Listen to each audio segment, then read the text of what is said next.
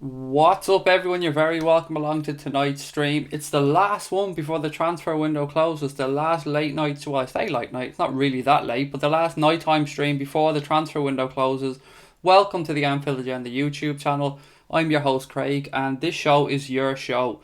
This show is all about what you guys want to talk about. I usually dip in and out of the chat, come up with topics from you guys, and we go from there. I can see already there's a couple of people in the chat.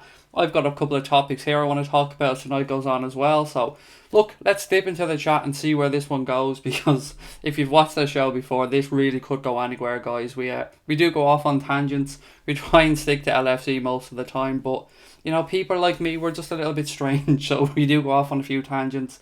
Let's dip into the chat, see who's in, and let's get cracking. Right, so who have we got in tonight's chat? Brandon, Bailey, Liverpool fan, Far Isle, D8, El Chapo, Damo, Kill for Hire, Ashley Jr., Thomas, Paul, Louis, Charlene, Carl, Denny. How are we all? I hope we're all keeping well. It's the last one tonight, guys. The last one. The last show before the transfer window closes, and we completely redo the way we do things on the channel. So I hope we enjoyed it. I hope we have a bit of fun. From tomorrow onwards, things are going to be a little bit differently. There's going to be no more 2.5 hour, 3 hour streams. We probably will be still doing stuff each night, but we're going to break them down into smaller segments going forward. So we might do a 45-minute stream on one particular topic, then take a few minutes break, maybe come back a little bit later and do another 45-minute, maybe an hour stream, just to break things up a little bit. We've realised that sometimes people don't like to click and watch a 2-hour stream in one go, and it's completely understandable. It's a lot of time for someone to be expected to sit there and watch, so we're trying to tweak it as we go along. We're trying to listen to feedback, and as we've always said, this is your channel, this is your show in particular, so guys, do let me know tonight, what do you want to talk about? It's always up to you. Paul Turner said good evening to everybody, all the Reds fans. Kill for Hire said, I hope FEKIR doesn't go to Chelsea. Honestly, I would be amazed if they can push that deal through. Honestly, amazed. I mean, they've got Kepa through by the looks of things. They've had to pay a ridiculous fee for him. Look, he's a good goalkeeper. He's 23 years of age though. And one good thing about that Kepa deal is that it takes a bit of pressure off Alisson, because Alisson now is no longer the world's most expensive goalkeeper. And I'm sure he could have coped with it. I've no doubt in my mind he could have coped with it. But, you know, let Kepa have that on his young shoulders now. He's 23 years of age. I'll go into my thoughts on that transfer a little bit more as the show goes on. There's a few other things I want to just get through, read a few people's comments. But I'd be amazed if they have time to get that one done. Brandon, mate, I'd be absolutely amazed if they can get Kovacic in and his medical done, Kepa done as well, and then try to get FEKIR in as well. Paul said LFC journalists are quiet. Kieran is in. Good evening, Kieran. Charlene said she's good. Let the banter commence. Where are you on TV today, Craig? I don't understand. Or where was I on TV today? No, mate, I was not. I had lots of work to do here today. No, I wasn't on TV. If I was, I'd let you know. Don't worry, but no, I wasn't. With probably just some other bald egg. Or sorry, as people were calling me last night, eggy nuts. So any one of those three will do. El Chapo again talking about Kepa, 71 million. Alisson looks like a bargain. He really does. I mean, look, let's be honest about this, right? I said I was going to talk about it a little bit later on, but it seems to be a topic that a lot of people want to have a discussion about. So Chelsea started off this transfer window with one of the best goalkeepers in the world, Courtois. I think we can all agree he's in the top echelon of goalkeepers in the world. So they've lost Courtois to Real Madrid, which, you know, was on the cards. So they brought in, I think, between 32 and 35 million pounds they're bringing in for Courtois. They've had to go and buy Kepa and pay his release clause of around 71 million pound, plus taxes, fees, all that type of stuff that goes on top, VAT, all that stuff. So they've roughly spent somewhere between 37 and 40 million pound to possibly weaken themselves a little bit. Now look, Kepa's a very good goalkeeper. I'm not going to come on here and start just slating Chelsea for the sake of it, because that's not the way. I try to be fair all the time. He's a good goalkeeper, but he's not Courtois yet. He may well go on to be a good keeper, but at this moment in time, they've spent 40 odd million quid, maybe a little bit less, to basically bring themselves from an 8.5 goalkeeper to a 7.5 goalkeeper, and they've taken away 40 million quid that they could have spent elsewhere, whilst bringing in a player on loan for a season. And I'm always worried about players coming in on loan to, if it was my club, because they've no real fucking incentive to do anything there, if we're being honest. It's just like a holding place for them before they go somewhere else. Or maybe get the move to the club. But look, Chelsea to me look like a club who are in trouble. You guys know how I react to every other club at this point and their struggles. And fuck them is definitely my answer. Louis says Mario Kovacic is going on loan with no option to buy, but that's still a good signing. As I was just saying, the whole Kovacic on loan and any player on loan, I'm always wary of, because is there any real buy-in from the player to the club? Like, I mean, really, will he put in that extra 5-10% if things are going hard, or will he go back into his shell? He didn't get a look in at Real Madrid. He really didn't get much game time there. There's no doubt that Mario Kovacic is a good footballer, but I think it was Joe Rabowitz put up a tweet today that showed Chelsea's midfield options of Jorginho, Kovacic, Kante, and I think there was like 5 goals between them or something in the past couple of years, something ridiculous like that. They have a great midfield, but there's no goals coming from their midfield. So have they really strengthened themselves? Martin McFly said Kepa or Butland. I think they chose right. I agree. I agree that out of those two, they certainly had the better goalkeeper, and of the options available to them, they've probably got the better keeper in Kepa, or the best they could have got. What's funny is that they've let themselves get into this situation where they've lost one of the best goalkeepers in the world, and they brought in a promising young goalkeeper for ridiculous money, a world record fee. And look, we bought in Alisson for a world record fee, but he's a little bit more proven, and not much. I'll be the first one to say Alisson's only had one big season, but he's played at a World Cup. He's played for his international team in Brazil. He played in the Champions League, got all the way to the semi-final. He played in Serie A. He has, a pretty good pedigree. Has Kepa. I think he played 35 games last year, if memory serves me correct, in an average Atletico Bilbao team. So let's see how he gets on. And look, there's going to be a lot of pressure on those young shoulders. He's 23 years of age, world record fee. We've seen what happened to David De Gea in his first year, and he wasn't even a world record fee at the time, but we've seen what happened to him coming in his first year. Let's see how Kepa gets on. But from our point of view, it's definitely taken, Charlie mentioned this to me earlier on, it's definitely taken a little bit of weight off Alisson's shoulder, so that's a good thing from our point of view. I don't know, guys, call me a fucking optimistic bastard, but I have a funny feeling there's something going to happen here. I don't know why. If we're going to be doing players out as well, I mean, we're taking our time with that one. Everything seems to be pointing towards Marco Grujic staying at Liverpool, by the way, guys. Before I forget to talk about that one, it looks like he's going to stay at Liverpool, at least for the time being.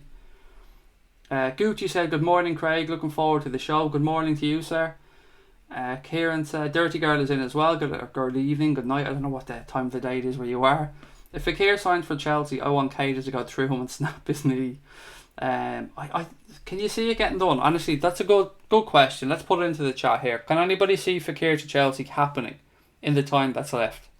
Personally, I don't see it, unless they take a massive chance and don't get the in-depth medical done that they need to get done. I can't see it happening. I'd still, if I was to put a tenner on Liverpool or Chelsea, if I had to go to one or the other, I'd say Liverpool are more likely, but I'd say both are unlikely at this point, sadly. Ian Turlington said, other than Liverpool, the top 5 clubs have had a shocking transfer window. They really have. Let's look at it now. United are struggling to get a centre-back in.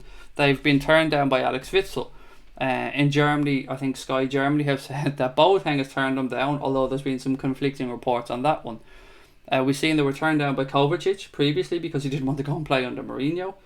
They have had no joy trying to buy Harry Maguire from Leicester for £16 million, I might say. £17 million he was bought for last year. So they're going to have to go up to probably 65-70 million, and even then Leicester might not sell him. So that leaves United absolutely fucked. Paul Pogba wants to leave. It's clear to anybody who wants to leave. And Barcelona still have some more time to get that one done if they really push, because their window isn't closing. Spurs are putting all their eggs in the Jack Grealish basket, and so far Aston Villa are saying no, we're not doing any business. And even if they did bring in Grealish, I don't think he's that good of a footballer. Certainly not a 30-35 million pound footballer. I know they're saying 25, but they won't get him at 25. Then who else have we got? Arsenal, who have done average business. Not somebody I consider a genuine top 4 contender personally. I do like their manager. I think he's a very good manager. I think they might do well in the Europa League this season. Chelsea we've spoken about. Do we need to even talk about Everton? They're Everton. Let's not waste our time talking about Everton. Who else have we got then? Manchester City have brought in Mahrez.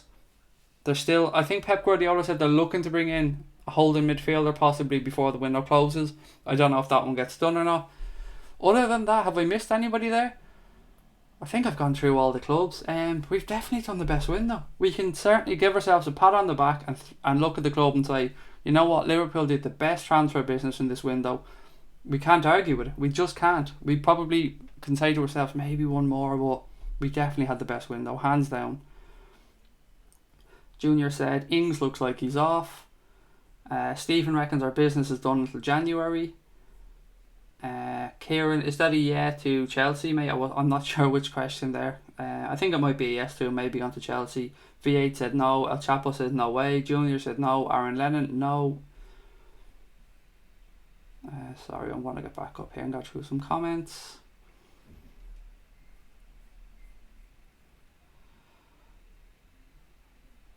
Moreno needs to be replaced, said Damo. Stephen McDonough said, I'm back, Craig, are you happy? Over the moon, Stephen, mate. I can put the tissues away now, buddy.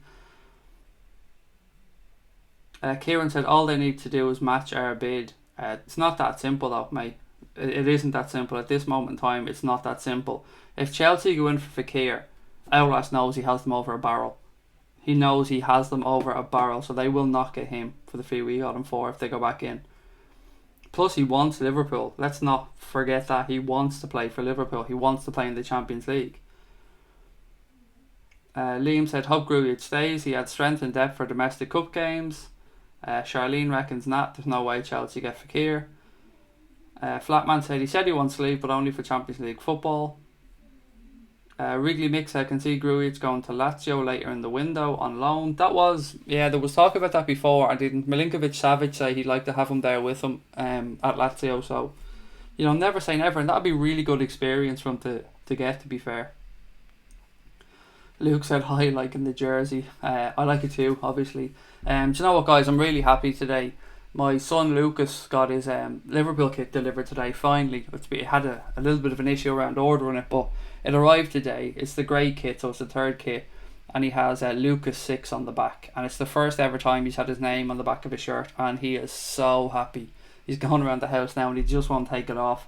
And he's had other Liverpool kits. I mean, he's had quite a few of them, to be fair, but this is the first one that he's had his name on the back. And he is so, so happy. And it's made me a very happy bald Irish man. Charlene said we have Robertson, but I think we need another backup left back and sell Moreno. I've given up all hope with him. Liam said Scumchester has fallen apart now. People realise their fans are shit. Shinesh says, how about Danny Ings and Mignolet? Are they going somewhere? Ings looks like he will go out. Jurgen Klopp has said that he would like to keep Danny Ings, but Danny Ings looks like he is going to Crystal Palace, I think. Crystal Palace and Southampton apparently are the two clubs that are looking to get Danny Ings in for around 22 million pounds. So keep your eye on that one, Shanesh. There's still time for it to happen. I think we've got to be fair to Danny Ings here. If there's a move there from and the club are happy with the money, he probably deserves to go and play. I don't think any of us could wish him anything but the best if he goes on. Mignolet, there's time. I wouldn't worry about Mignolet, Shanesh, especially in the English transfer window, because he was probably never joining an English club. So I think it's Italy have another week to go, and I think Spain have even longer than that to go. So there's still time in the European transfer window for Mignolet to get a move somewhere else. Kieran said City don't need anyone except a DM. To be fair, you're right, Kieran. They don't. They have a pretty good team, a pretty good squad actually. Pretty much two top players in every position. And Chelsea look like they may be losing Bakayoko as well. Although I don't know how much of a loss that'll be. He wasn't particularly great for them last year, to be honest. Stephen said, we have Shaqiri, Lallana, Ox and Jones. We don't need FEKIR. Shaqiri has been a revelation so far, let's be honest. I mean, it's only pre-season, we can't go overboard, but what we've seen of him, I think we can all agree he's been top-notch in both his attitude and his execution on the field. Lallana, I'm a little bit worried about. I hope he can get back some fitness. I just don't know if we've moved on past Lallana at this point. I was listening to, I think it was the Anfield rap last night, and they were talking about Lallana perhaps being just a touch too slow in his movement these days to be very effective in our system. And I kind of agreed with what the guys were saying. They explained it much more eloquently than I could, but yeah, I agree with what they were saying. Oxlade-Chamberlain, mate, you're right. I can't wait for Alex Oxlade-Chamberlain to come back. Love the guy. And Jones has been amazing during pre-season. Yassar is in. Good evening to you, Yassar, or good afternoon, mate. I'm not sure what time it is wherever you are. Craig, do you think Arsenal will beat us this season in a game? Anything is possible in a one-off game, but they're not getting ahead of us in the league. Not a hope, in my opinion anyway, not a hope. If we finish anything other than within 5 or 6 points of Manchester City this season, it's been an abject failure as far as I'm concerned. We've no excuses anymore. We have the squad. We definitely have the first 11. We pretty much have the squad. So there's no reason that we can't go and challenge this year. Klopp has the tools. There's no more excuses for any of us. He has to go and make a challenge, and he will. I've no doubt about it. Full faith in the manager.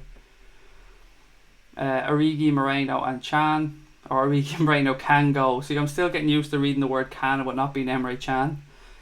Origi, yeah, I agree with both of those actually, to be fair, Dirty Girl. Both can fuck off as far as I'm concerned. But you'll probably see Moreno stay around because he's in the last year of his contract.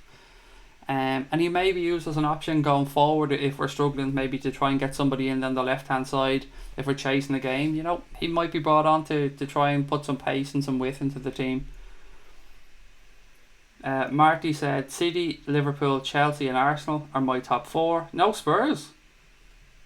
I'd be amazed if Spurs did make the top 4. I know they haven't done much business, but I've said before, you can't underestimate the continuity of their squad as well and how well they know each other and stuff. Yeah, I think definitely we're going to see Spurs in the top 4. Whether it's at the expense of Chelsea or Arsenal, I don't know. It would be interesting to see. United might sign Donald Trump. He'd probably be as good for them as some of the fuckers they've been looking to sign, to be fair. Probably be no more overweight than Luke Shaw either. Rumours about Pulisic circulating, said Gary.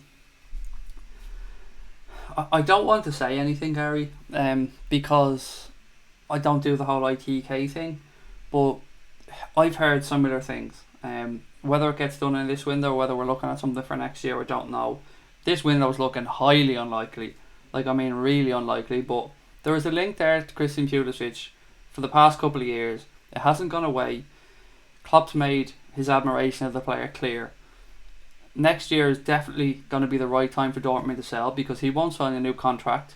He's 2 years left now, so this time next year he'll have 1 year left in his contract and it'll be the right time for Dortmund to cash in on him. He'll have another year under his belt. He'll still only be 20 years of age. I think, thankfully, there's time on our side for that one. Calvin said, is FEKIR linked to LFC again? It depends who you ask, mate. Honestly, the big hint for me came today when I seen somebody post to all those people who think FEKIR is getting done, just get over it. It's not happening. Forget about it. And James Pearce liked that tweet. So that to me is probably the biggest indication I've seen so far.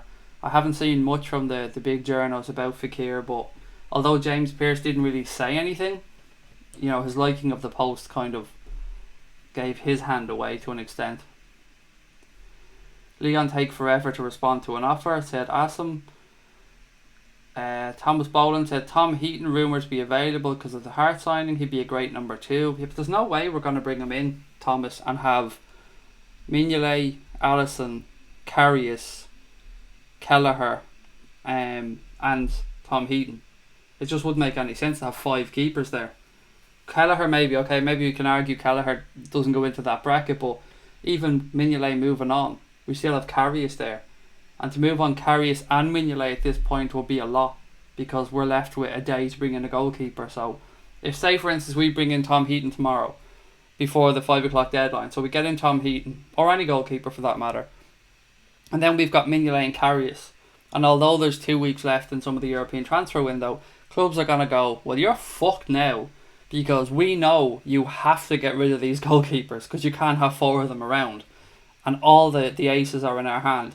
So we're going to pull your pants down over the price, and you're going to be grateful to get anything you can for either of those 2 goalkeepers. So I think you're probably going to see Mignolet perhaps move on and Carrier stay till at least January anyway. Sindra said, "Hi Craig, thanks for making my evening once again. I know it's difficult, could you please predict my top 6, or please predict the top 6 in the Premier League and try to do it as neutral as possible?" Absolutely. Honestly, hand on heart, I will give you my honest opinion, trying to take my red tinted glasses off. I think Manchester City will win it. I think Liverpool will come second. I think Spurs will come third. I think United will come fourth. I just think they'll make the Champions League this year. I think Mourinho can just fucking grind things out. Then I think you will see Chelsea 5th, Arsenal 6th. That's my guess at it. I would not be at all surprised for either Chelsea or Arsenal to pip United to 4th. I just think Mourinho will grind that out. And honestly, that's my genuine opinion. If Liverpool can do better than that, then of course I'm going to be over the moon. But I'm not biased enough to think that they can just go and trample on Manchester City and just take the title away easily, because it's not going to be an easy feat. It's going to take a ridiculous number of points to get that title off Manchester City. S. Ayub said, "Business is done. Can't remember the last time we did a last minute deal under Klopp." Maverick said, "United are a complete shambles. No clue as to whom they want. Mina, Toby Alderweireld, Maguire, Boateng. No game plan apart from park the bus. No playing philosophy." Did you see actually Brad Smith today? You know Brad Smith, who used to play at Liverpool. We then got £6 million and sold him to Bournemouth, but he's now joined Seattle Sounders, I think, on loan for the rest of the season. So that just goes to show you how good a business we did there, getting $6 million for him. If Bournemouth don't even want him now and they're loaning him over to the MLS. Marty McFly said, "Chelsea will struggle to fit FEKIR and Hazard in the same team. Giroud, Morata not mobile enough for those 2 behind." Maverick said, "What's the point of FEKIR in January? Can't play in the Champions League." I get you. I'm spot on, Maverick. I've said all along, if we didn't get FEKIR in this window, I don't think we ever get FEKIR. Everything was in place to get him in this window. If the club wanted him, we could have had him. It's no secret.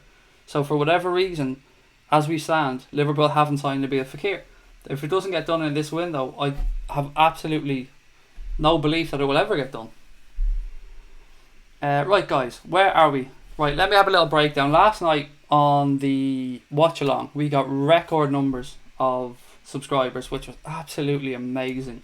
We set ourselves a target of hitting 3,000 subscribers before Liverpool's game against West Ham on Sunday. Before I came onto the stream, we were just over 2,900. So if you are watching the stream for the first time, firstly, as I always say to everyone, you are most welcome and thank you for joining in. If you could please just hit that subscribe button, because we're really making a push to try and hit that 3k before the season starts for the Reds. It would be an unbelievable achievement. It would mean that we went from 1,000 to 3,000 within 6 weeks, which for us would be unbelievable. So look, if you're watching, please do hit that subscribe button.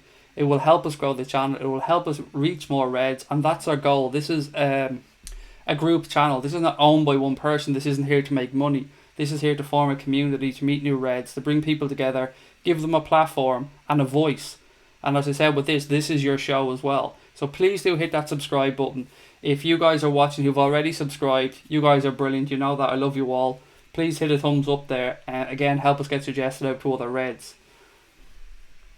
Yup, Lucas, you legend, said Brandon Kelly. Oh, Brandon, mate, honestly, you've no idea how happy I've been today. He couldn't. The guy came with the kid about 6:30. It was a pretty late delivery. The reason it's so late actually is because the guy who does the deliveries for DPD lives in our estate, so he always brings them home on his way home from work. So yeah, he called in tonight with the kit, and we were just having dinner at the time, and Lucas couldn't get his clothes off quick enough and get into the kit. It was absolutely hilarious, and he hasn't taken it off since. It's been brilliant to see. I'm so happy. Right, trying to get back through the comments because I've fallen behind already. There you go. Right, here we are. Hazard is staying at Chelsea, so they're not going to get FEKIR. Also, FEKIR is holding out for Liverpool, said Yasser. And I agree. He wants Liverpool. Whether he settles for Chelsea, I can't say. I doubt it. But he wants Liverpool.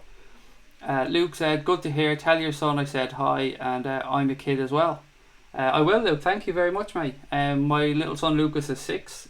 He has autism and ADHD. Well, probably we're waiting for the diagnosis on the ADHD, but it looks like an open and shut case, to be honest.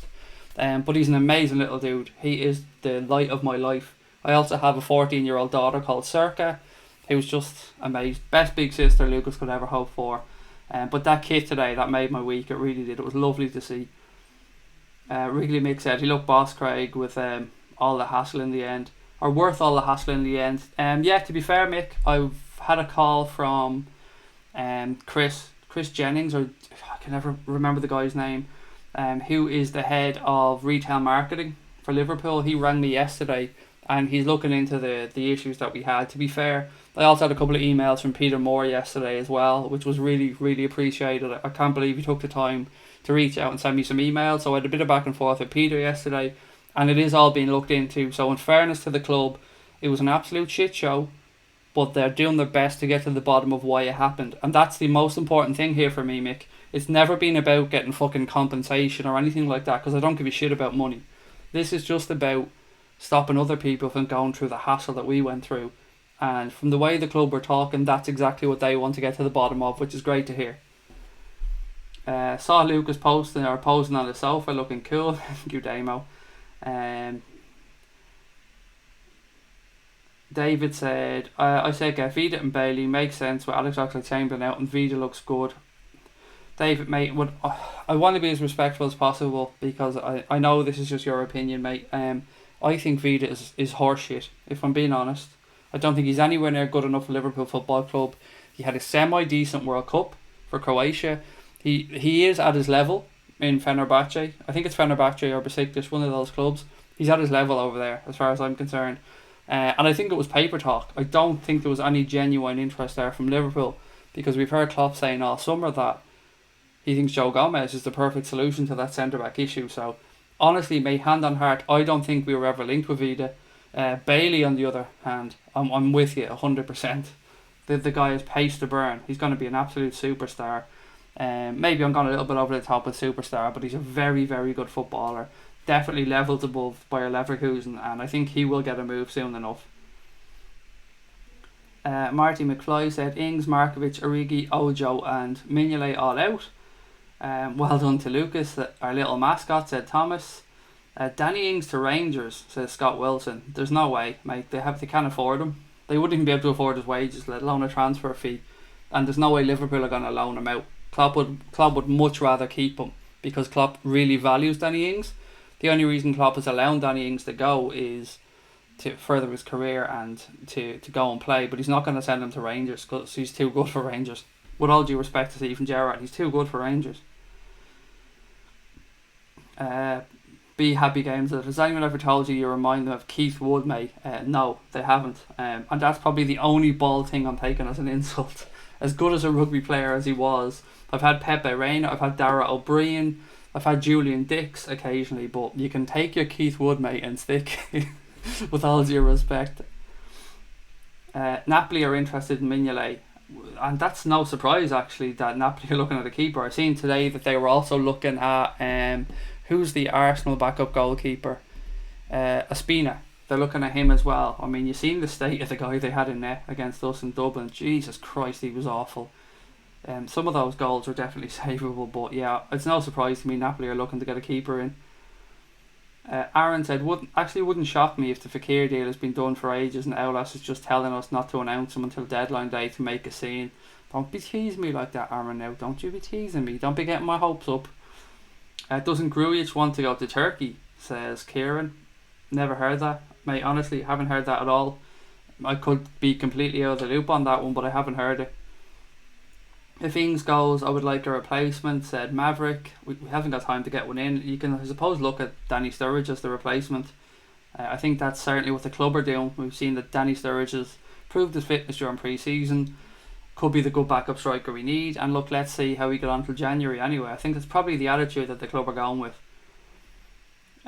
Louis said Aston Villa signed John McGinn from Hibs. Rumours are saying that he could be the Jack Grealish replacement, but apparently the talks between Villa and Tottenham are on hold. Apparently Grealish is really fucking pissed off as well about that, because Sky were saying that he was told if somebody came in at a figure and the figure has been met, that he could move on. And he said that he only has an interest in moving to a club that are in the top four because he wants to play Champions League football. So obviously Spurs tick those boxes. And he, as far as he was concerned, that move was done. But then the new investment came. The owners have plans getting to the Premier League.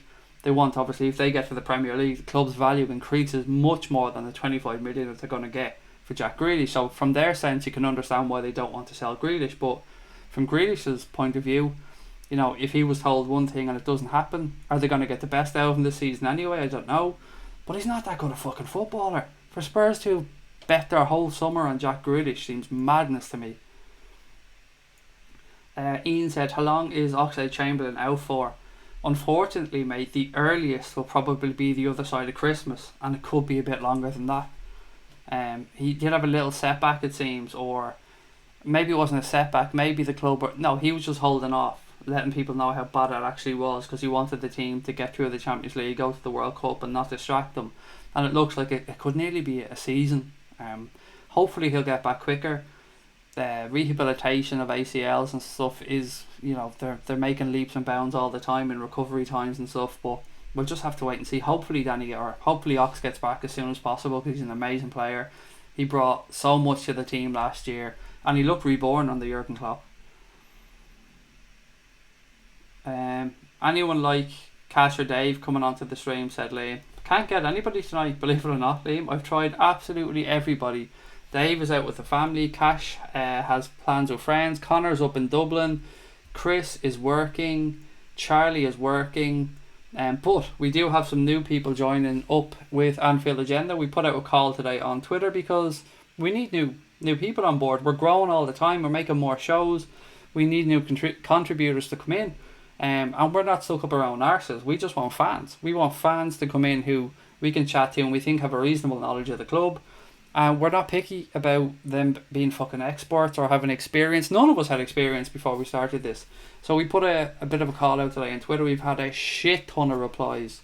Our Twitter inbox is full of people who've messaged us today asking about coming on and making content. So we're slowly going to go through them one by one. We've already got a couple of people that we think are definitely a good fit. So yeah, more people will be coming on. And as I said though, this is the last of these shows. Tonight is the last time I'm going to be on doing a 2-3 hour stream. From here on out, it's going to be more structured. We're going to do maybe a 45-minute show on a specific subject. Then we'll take a break. Maybe somebody else will pop on then, do another hour or something, and then they'll take a break. We're going to try and keep things a little bit more structured, just so if you're looking through and you see a stream that you haven't watched, if it's 2.5 hours long, you're probably going to think, fuck that, haven't got the time for it. But if it's a 40 or 30 minute show, you might give it a chance. So we're trying to do something to make us as friendly to everybody as we can be, and give something to everybody, rather than just me coming on babbling here every night for 2.5 hours. I think Pulisic is more likely. Shaqiri is clearly better playing central, so we don't need FEKIR. Pulisic will play plenty of games even this season and gives us that cover, says Neil Anthony. El Chapo said, Craig, seriously, I don't think we need anyone else. If FEKIR came, it would be great addition to the squad, but I'm really I'm really happy up or down. Junior said Spurs bid 3 million and Josh Onama for Grealish. I like this Phillips chap. Where is he originally from? I've no idea where he's originally from. What else have we got? Klopp wants to do a Keita style deal to get Pulisic, so we may still get D-Day excitement. It would be a good second best. To know he's coming next year would be great. And yeah, never say never. It would make sense. We spoke about earlier on. I spoke about the fact that next year is probably the year that they're going to let him go. So if Klopp gets in there first, great. But they can do that deal probably outside the window, if you get me. Once they make an agreement, it doesn't have to be done inside the window. They can sign a pre-agreement for next year. Maverick said, got the feeling Klopp is going to play it by ear regarding signings and may look to a quiet move in January if he feels we are lacking. Just a thought. Yeah, Klopp isn't really one for January signings unless it's an absolute necessity, I think, because he likes to get people up to speed, and bringing someone in at January, it may be February or March before he gets them up to speed and is happy with them to drop them into the team. Everyone fit, Craig. Who's your starting 11? Again, horses for courses, David. It depends who we're playing. If we were to be playing, let's say we're home to, let's go for West Ham. Everybody fit and they're not. But if everybody was fit and we're playing West Ham at home on Sunday, I would go Alisson Becker, Trent Alexander-Arnold, Dejan Lovren, Virgil van Dijk, Andrew Robertson, Fabinho, Keita. If it's a home against West Ham, Shaqiri, and then the front three as it is. The only alternative there would be moving out Shaqiri and bringing in Henderson, or moving out Henderson and bringing in Wijnaldum. They're the only things I might move around depending on who we're playing, but the rest I'd be fairly set with. FEKIR is a liability with that knee, said Eric. Apparently the whole thing is just about the rebuild of the knee. I've said this before, I've no idea on the specifics of this, but apparently there's two types of rebuild on an ACL. One is much longer lasting, but it also has a longer recovery time. One is shorter lasting and has a quicker recovery time. And it seems that Leon went for the quicker recovery time, the shorter lasting fix. I just want the Premier League to start now, the transfer window to slam shut. It's doing my head in, said Gary. And Gary, mate, I'll get you. I'm so looking forward to this shit being over and the football actually starting. How's everybody feeling about the first game, by the way? Let's have a little chat. The Manx against Leicester. How do you see it going? Can Leicester spring a surprise for Old Trafford, or do you think the Manx will go and grind this one out? Koulibaly and Pulisic and Bailey for Junior. What if the transfer window won't close and you have to call the window man to fix it? The journals would be happy, mate, and the ITKs would love that one. Enna said, I agree with you. We don't have any excuse not to win a cup, either the UEFA Champions League or the English Premier League. It is true, mate. It is. It's not that we have any divine right to do it. I'm not saying that, but we've no excuse anymore. We have the team, we have the manager, we have the style of play, we have the supporters. Everything is there. We might need a little bit of luck along the way. Most teams that win stuff do, but we can get that. Just touching on last night, we spoke about, I think we talked about on the later stream, there was a study done by ESPN, the University of Bath, and Intel. I think it was Intel. So basically they looked at the Premier League last year and they looked at all the games and they tried to figure out how many points teams gained or lost because of incorrect decisions. And these were clear incorrect decisions, whether that be an offside goal, a penalty, a red card, something along those lines. So the way it worked was this: Liverpool were denied 12 points. So we were minus 12 points from what we should have had. Manchester United, as an example, were plus 6 points. So right there, that's an 18-point swing between us and United. It wouldn't have made a difference to the league. I mean, Man City still would have won the league. I think they were minus 3 points, actually, if memory serves me correct. But that just goes to show you, if you get the luck this season that we didn't have last season and we got those 12 points, even just the 12 points that we're owed, well, I say we're owed, we're not fucking owed them, but you know what I mean, we should have had, then that's the type of luck I'm talking about that could see us actually mount a challenge and put pressure on Manchester City. Kieran said top 4: City, Liverpool, United, Spurs. Niaz said Spurs have made very little movement on transfers. They'll struggle as Song has to complete 2 years military service in South Korea. There is a catch to that one. If they win the Asian Cup of Nations, he doesn't have to do the military service with South Korea. He would get a pass. So they have to wait for the Asian Cup of Nations or whatever it's called to happen. But Song still has one opportunity to bypass that national service. Squism said, good evening Craig, just back from holiday, missed the show while I was away. No, you've been doing brilliantly. Thank you, mate, and I hope you enjoyed your holiday. It's always nice to have a holiday. I hope you enjoyed it, glad to have you back, and I hope you're enjoying the streams as well. Brandon said, is any big journal commenting on it? Not that I've seen. I have been looking through today, everything seems quiet. My parents are disappointed in me, said I can't see us getting anybody else in. Louis said, I heard because of Aston Villa's new owners are supposedly super rich and they're ambitious and they want to be in the Premier League and won't let any of their players go. That's exactly it. They're apparently very wealthy, and as you said, they don't want to let anyone go. They want to make a push for the Premier League. Maverick said, I'm not convinced the squad is deep enough to mount a proper challenge. Best we can hope for is top 4 before last day of the season at a domestic cup. I disagree, Maverick, a little bit. I think top 4, I would almost say, is a guarantee for us at this point. I'm that cocky about that I'd say it's a guarantee. I do think we can make a challenge. I think we'll know a lot by the end of October, start November. We'll have a good idea about what direction we're going in, but it's all about not dropping any silly points early in the season. Thomas said Napoli want Mignolet. Somebody else mentioned that one earlier on. Charlene said, would Sessegnon be a good backup to Robertson as opposed to Moreno? He's not a left back, Charlene. He's played there occasionally for Fulham, but he's a left-sided midfielder that was just covering at left back. He's too forward thinking to be a left back. But as a player, Jesus Christ, as a player, he's going to be absolute quality. Any club that gets Ryan Sessegnon is getting an absolute world beater. He won't be going anywhere this window because Fulham are going to want to keep him, and he's a Fulham boy or a Fulham supporter, so he wants to stay there this season. Fulham's first year back in the Premier League. But next year, I think you'll see an absolute bidding war between all the top clubs for Ryan Sessegnon, and only God knows where he's going to end up. Junior said, I wouldn't mind if Spurs had spent 40 million quid on Grealish. Still time, they might do, still time. Joseph said, hiya Craig, what's up? Sorry I'm a bit late. Any news? Nothing, mate. We're all just sitting here with our fingers crossed, praying that FEKIR or Pulisic gets announced, or we get a sniff of something, or that Chelsea don't get FEKIR, because there's been a few rumours around about him, but none of the major networks are really reporting that they're interested in FEKIR, so it doesn't look like that one's going to happen. Unknown Judge says FEKIR to sign tomorrow. Where's Steve, by the way? Where's good old Steve? He was fully convinced that FEKIR was signing, so I hope he joins the stream a little bit later on so we can have a chat with him. Koulibaly is heavily linked. I haven't seen it at all, Brandon. I haven't seen any links to Koulibaly. If there are any, let us know where they are. I'd love to have a read of the articles or whoever's writing the links. Koulibaly's just signed a new long-term deal at Napoli, said Junior.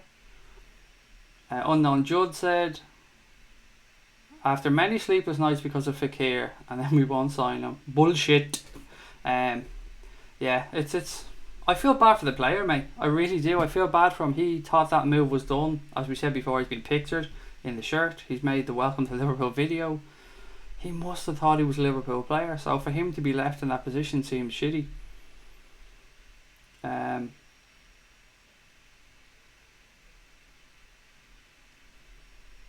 Yeah, click and go. I definitely ain't reading your comment about other channels, mate, so I'm gonna just pass on that one. I really don't view it as cool either because it's got fuck all to do with us, so I'm gonna remove that comment. I doubt we're getting FEKIR. No way we're negotiating terms with Leon and getting his medical done by 5 PM tomorrow. It can be done subject to a medical as well, Kieran. Don't forget that one, buddy. Once the deal sheet is agreed, it can be done subject to a medical. You can get an extension on the time to get the medical done, so there's still a little bit more time than that, and that will be used by somebody tomorrow, no doubt, to try and get us all on board. People always try and drag it out a few hours past, don't they, to say, oh well, hang on, there still might be time. Imran said, hope Liverpool get a central defender, attacking midfielder and a backup striker. Jesus, mate, that's a lot to get in there in 18 hours or so. Louis said, don't think Chelsea want FEKIR, it's just a way for Leon to lower their price tag. Ben said, we're 87 off 3k. So what do you think, guys? If you're watching, can you help us out here? Hit that subscribe button and help us get to that 3k target that we have before the league starts. Before the league starts for Liverpool on Sunday. It would be amazing if we could do it on this stream by some miracle tonight. But if you are watching, do please hit that subscribe button and get us to that 3,000 subscriber target, because it's absolutely amazing. And right on cue, there is Steve. Steve, how are you, sir? Are we still confident around the FEKIR deal?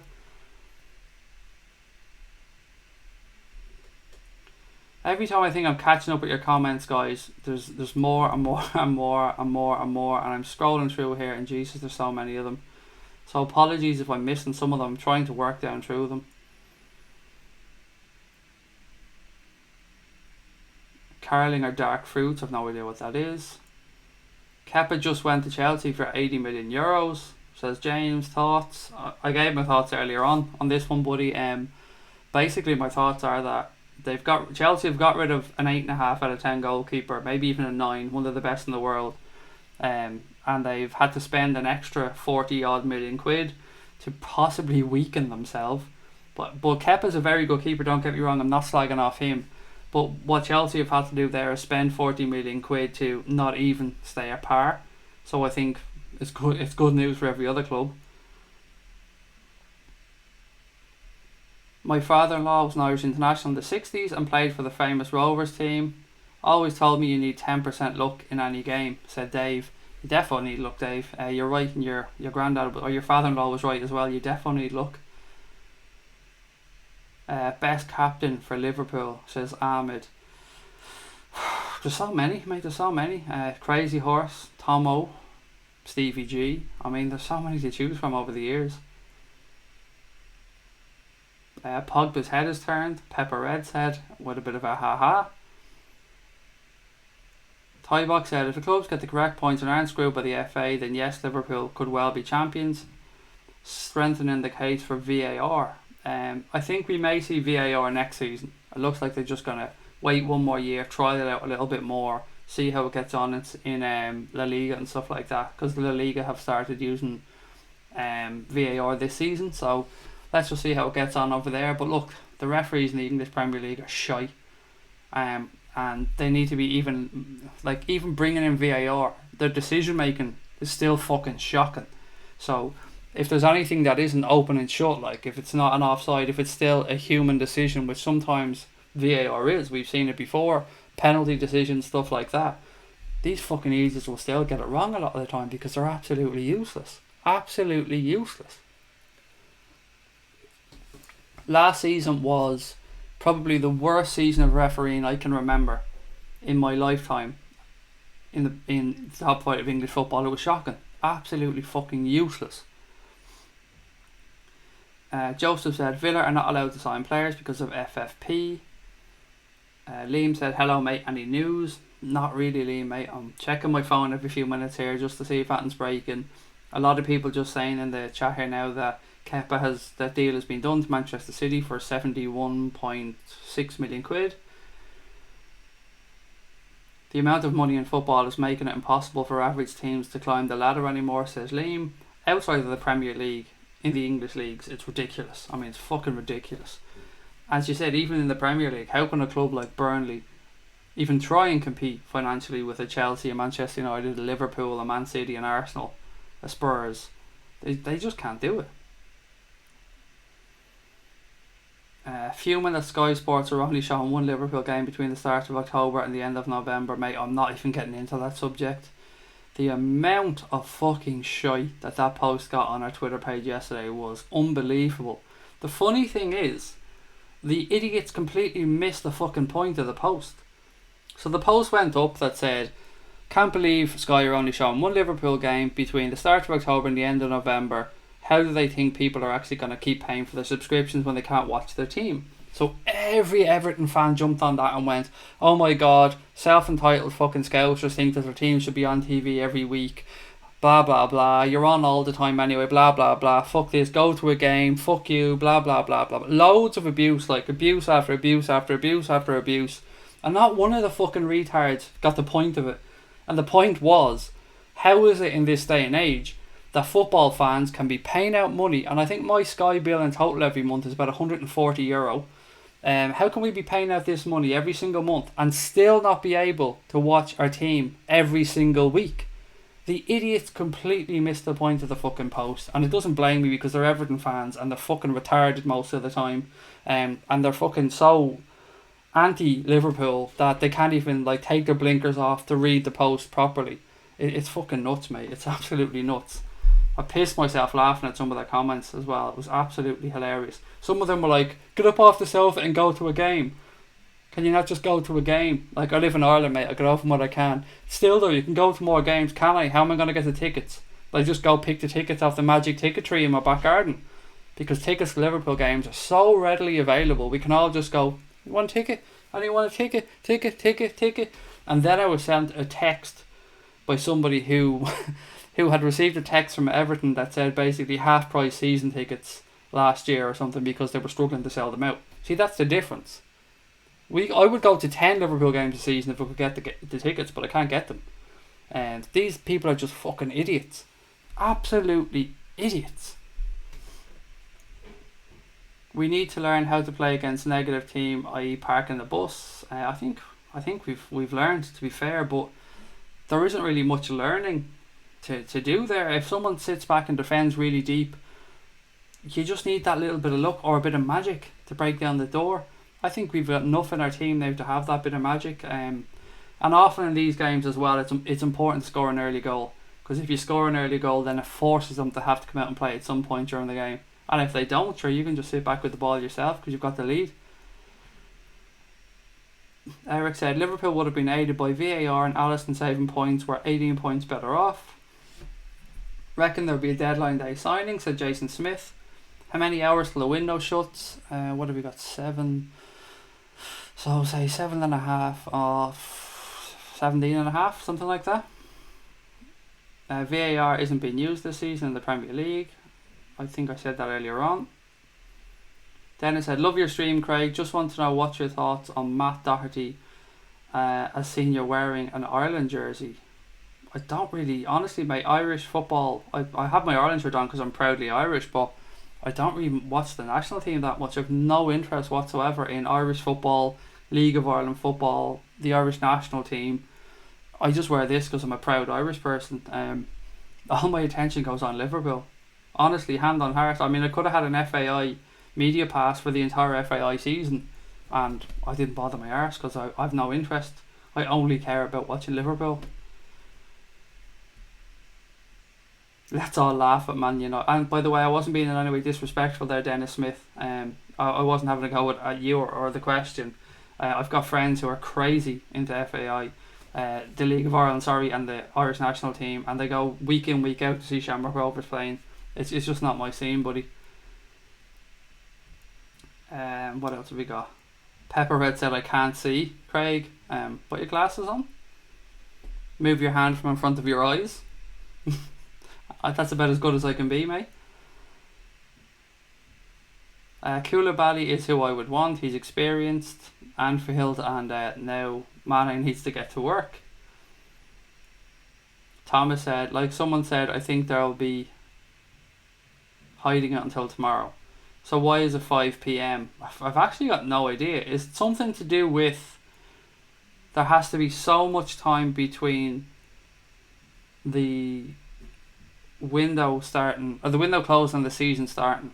That may be it, but that's just a guess. I've no idea why it's 5 p.m. and it isn't 11. My screen has errored, says Pepperhead. What have we got there? Somebody said something about 3k. Where is it?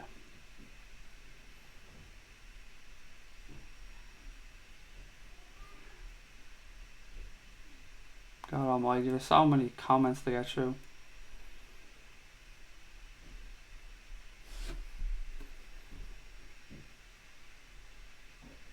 Tanner said, I don't think we're signing anybody else. When is the giveaway on Twitter, said Liam. The first game of the season, mate. We'll be announcing the winners after the West Ham game on the post-match show on here. It's not a Twitter competition, buddy. It's a competition, as we said. But look, you've mentioned it, so I'll mention it to everybody in the stream. If you guys want to be in with a chance to win one of 5 Liverpool home shirts, have a look at the stream notes that are attached to this stream. All the details are there of what you need to do, or you can go over to the Anfield Agenda Twitter page and we've got a pinned tweet on there. The account is easy to remember. It's at Anfield Agenda. You can go over there, look at the pinned tweet, give it a retweet. All the details are in there about how you can enter the competition. We're working in association with our friends at soccerlord.se to give away 5 Liverpool home shirts. We'll post them anywhere in the world. It's completely open to everybody. We're giving them away. The winner will be announced. The winners will be announced after the West Ham game next Sunday. So not long to go. So if you haven't yet entered, either look at the stream notes for this stream or any of our previous streams because they're on all of them, or have a look at the pinned tweet on the Anfield Agenda Twitter account and you can go from there. But if you haven't done it, guys, what have you got to lose? We're giving away 5 shirts completely free just by, I think, filling out a form, I think it is basically, or just following us on some social media accounts. Rio Ferdinand thinks Liverpool will finish ahead of United, says Garth Mulbridge. That's because he knows. Rio knows. Rio must be getting wiser, says Pepper Red. He looks like FEKIR is going to Chelsea.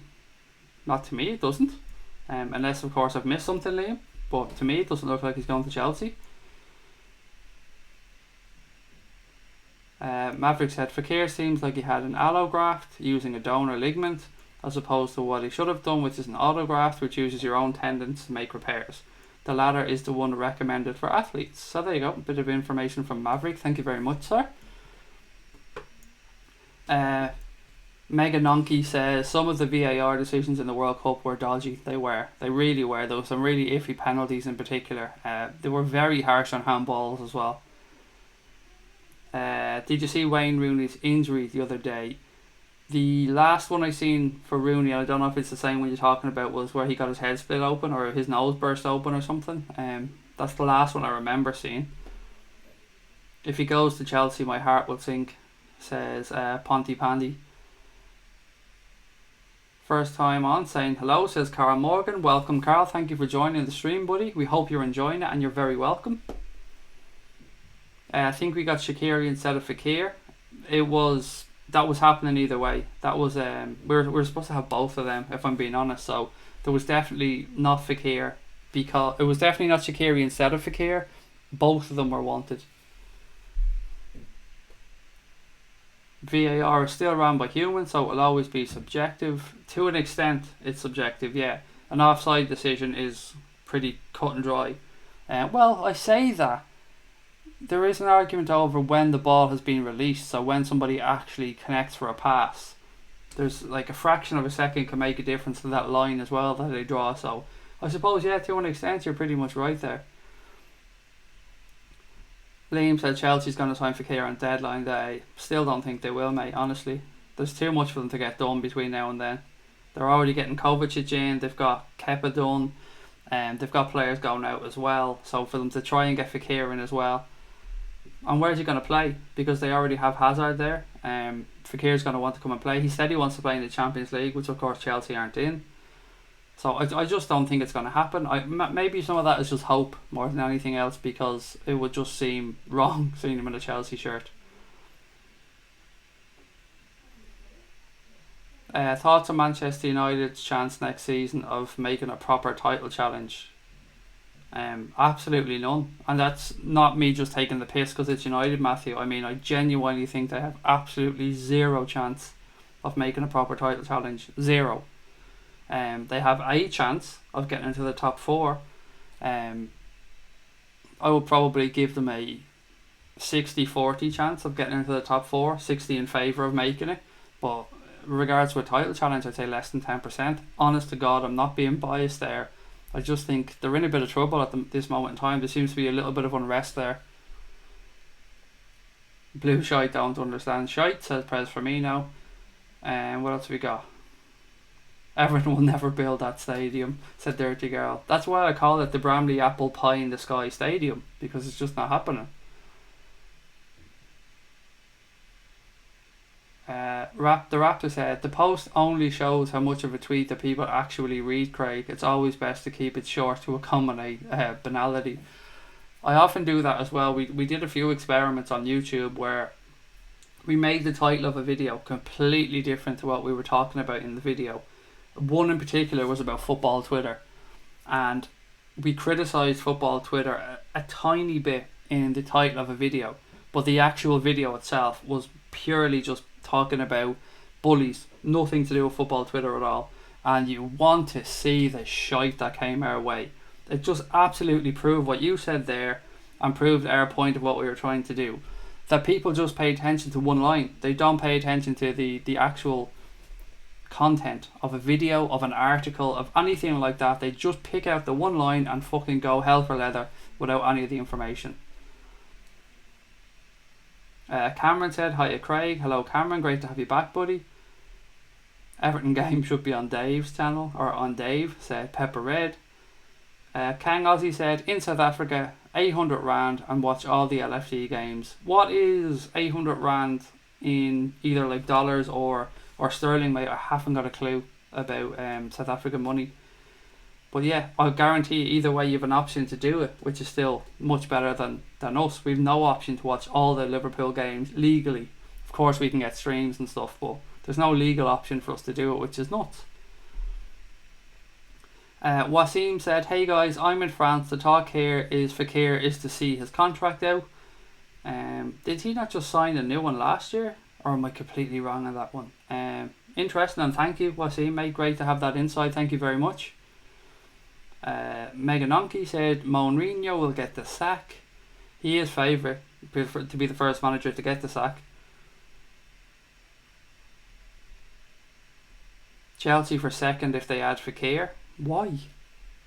I honestly don't see how you think they've done well in this window. They're bringing in Kovacic, who has no reason to actually give a fuck for Chelsea when he's there, because Chelsea aren't buying him. They don't have an option to buy. They've worsened their goalkeeper position. If they bring in FEKIR, of course, I'm not going to be two-faced. FEKIR is a very good signing, but other than that, what have they done? They've got Hazard, who doesn't want to be there. They've got Giroud, who doesn't want to be there pretty much as well, but is trying to get a new contract. They've got Bakayoko, who wants his way out. They haven't really strengthened. I don't see how suddenly FEKIR brings Chelsea up to second.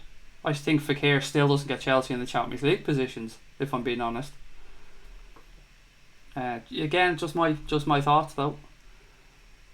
Hi Craig, O'Neill from Jamaica. We had a good window, but FEKIR would be the icing on the cake. We need somebody to feed the front three. Just on that one, O'Neill, mate, do you think Shaqiri could be that person?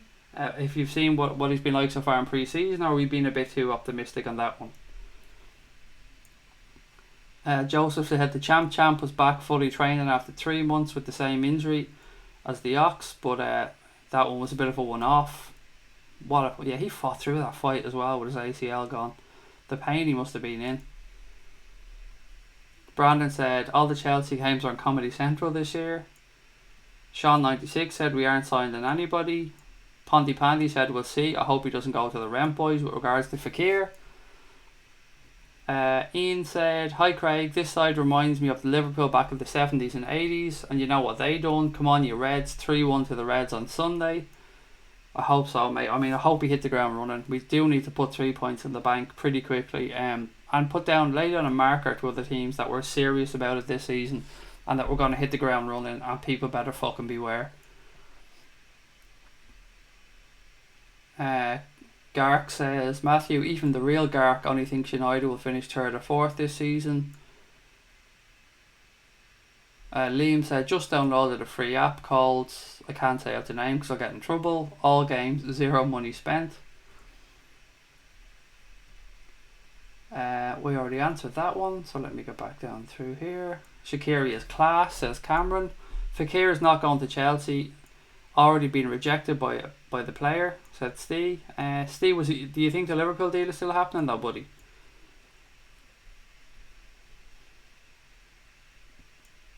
Charlene said, I put something on Twitter earlier about my hatred of football Twitter accounts. A lot of them are just a pain in the arse. And Kang Ozzy said the 600 Rand or the 800 Rand is like £50, Craig. Thank you for that one, mate. So that's good value then. £50 to watch every Liverpool game of the season. I'd be all over that one. Obviously, it depends on people's financial circumstances, but it doesn't seem too bad to me. In my circumstances, that wouldn't be too bad. Obviously, I can't speak for people in South Africa or people in other parts of the world.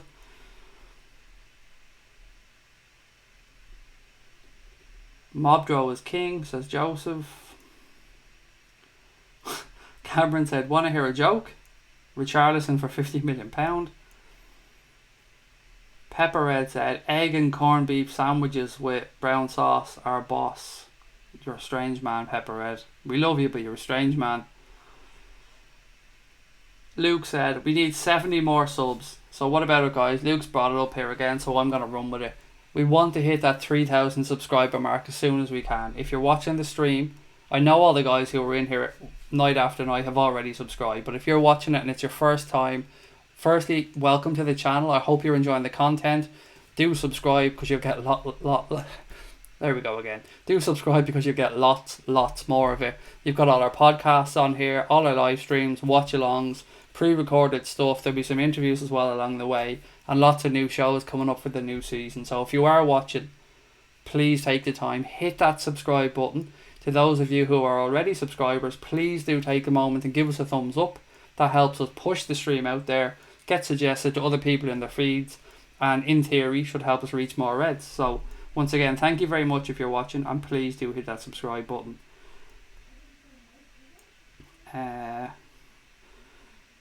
Liam said, just don't see the point of it closing early. Just wanted to see what your thought was on it. Would you rather go back to how it was or stay like it is now? I just don't get the point of it. I like the idea behind it, Liam. I like the idea that nobody can, like, once the league has started, there's no players moving around, so you can't play against a particular player 3 times in the league season, unless of course he moves in January, so that would make a hames of it. But the idea of somebody playing 3 or 4 games, having a shit start to the season, and being able to go drop 150 million quid bringing players in to strengthen themselves just doesn't seem right. You should have to have, once the season starts, you should have to play with that team, in my eyes. Where of course it doesn't really work out is other European clubs have an advantage because their league doesn't start yet, their windows don't close yet, they haven't signed up to the same type of deal. So I get where you're coming from in that sense. Ideally you'd like to see a day put across Europe, but the problem with that is that not all leagues in Europe start at the same time. Serie A I think starts a week behind the Premier League, and La Liga I think 2 weeks behind the Premier League, and I think Germany also 2 weeks behind the Premier League. So I understand your point, but I do agree with the premise of it.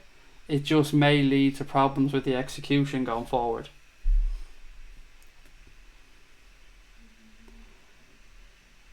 Joseph said that the signing of Kepa takes a bit of pressure off Alisson, which we spoke about earlier on. It really does. I mean, now we don't have to worry about him having the tag of the world's most expensive goalkeeper, because a 23-year-old at Chelsea now has all that pressure on his shoulders. So absolutely great stuff for us in that we just have a great goalkeeper now. Don't have to worry about how much he costs because he's not the world's most expensive keeper anymore. Alu said, Craig, hoping for any last minute deals? Yes. If I'm being honest, yes. I've said it all along, I'm not going to change my mind till that window closes tomorrow 5 o'clock. I think there's one more to be done here. I've no inside knowledge on it. I've said that all along as well, but I do think there's one more to be done for Liverpool. And I'd also love to see if we're getting any outs done tomorrow, because we do need to move a few players on as well. Obviously, if those players are going to European clubs, then we have a little bit more time, but for Danny Ings and people like that, then it has to be done tomorrow. Little Skid said FEKIR will be a Liverpool player tomorrow. Joseph says, thanks rent boys for the Kepa thing. It just goes to show you how mad money in football has gone, isn't it? That when Bilbao put that £71 million release clause into Kepa's contract, they probably thought nobody was paying that. And then Chelsea obviously feel like they had to pay because they need to bring in a good goalkeeper. Liverpool have gone and paid £67 million for Alisson Becker. So the world record's been smashed twice in the space of a couple of weeks. And before Ederson was signed for Manchester City last year, I think the world record was Buffon, and it held for like 15 or 16 years. I think it was £31 million, and I think it was 16 years before that one was broken again. And even then it was only broken by 4 or 5 million. So for Liverpool to go and break that by another 30 million, and then Chelsea to go and beat that by another 4.5 million or something, it's just madness. The window's just gone fucking nuts. Steve said, yep, I've already read that one out actually. If FEKIR joins Chelsea, does that make him a rent boy? I hate to say what I think because I despise Chelsea so much, said Farrell. I don't like Chelsea supporters one bit. I'm open. I've always said the same thing. Any experience I've had with them at games and stuff, they're arrogant arseholes, and I don't like them one bit. I don't give a fuck if they troll the shit out of us. I don't like them one bit. I've lots of time for other clubs' fans, but I do not like Chelsea fans one bit. With one exception, and that's Connor's girlfriend, Kira, because she's a lovely girl. Apart from that, no time for Chelsea fans. Steve said, never too late. Fabinho was done in 5 minutes. There you go. What else have we got? Aliu said, FEKIR is awesome. Still hoping we can get it now, if not in January. Great stream as always. I think if we don't get FEKIR now, it doesn't get done. My personal view. If it doesn't get done before tomorrow, we don't see FEKIR at Liverpool. V8 said, you got any connection to Redman TV, Craig? Absolutely not. Nope, none whatsoever. We're lone wolves, and we will never be teaming up with anybody. Never be joining. Things I've been involved in before have had opportunities to go and join bigger companies and go with the bigger boys, but that's not what I'm about. We're building something for everybody here. We're not building something to make money. We're not building something to try and form a company to give people a living. What we're doing here is, I've always said it time and time again, we're trying to build a community of Reds to go forward. Look at this like the way Barcelona is as a brand. Like, it's owned by the supporters, it's owned by a trust. Anfield Agenda is going to be something that goes forward as a group. We all move forward together or it doesn't work. So no, the idea behind Redman and stuff is a little bit different. I don't know the guys at all, so I have no right to speak about them. They do a great job, I'll say that for them, as does anybody else that makes Liverpool content. But no, I have no connection with Redman TV, nor will I ever have, purely because I like to do things our own way. Max said, say all our midfielders are fit all season. I'd love if Lallana got loaned out. I've said all summer, Max, that I would have sold Lallana this summer. I think it's probably the tipping point in his career now. I love the way my hand is actually down the tipping point. I think it's that point of his career now where he's 30 years of age. There's probably one big move left in him and we could have got a decent fee. I think after this year, if his injuries persist, we may struggle to get a good fee from going forward. Charlene said, I subscribed a few days ago and told people on Twitter to follow yourself, Connor, on the channel. Always want to help as much as I can. Actually, that reminds me, thank you, Charlene. So basically, I quit Twitter months and months ago to come on here and start this. But a lot of people have asked how they contact me on here or how they get in touch when I'm not on the stream. So I've set back up my old Twitter account, but I've made it private. So I'm happy to let anybody follow me, of course, but I'm only going to follow specific people because I want to keep it small, because I want to keep it as a way of just communicating with people. It's not because I think I'm better than anybody else or anything like that. So if anybody does want to get in touch or anyone does want to reach out there, I will put the Twitter handle into the chat now, and if anyone does want to give us a follow, great. And if you want to get in touch, of course, the same way, you just do it through this account. Sorry, 1 second, guys.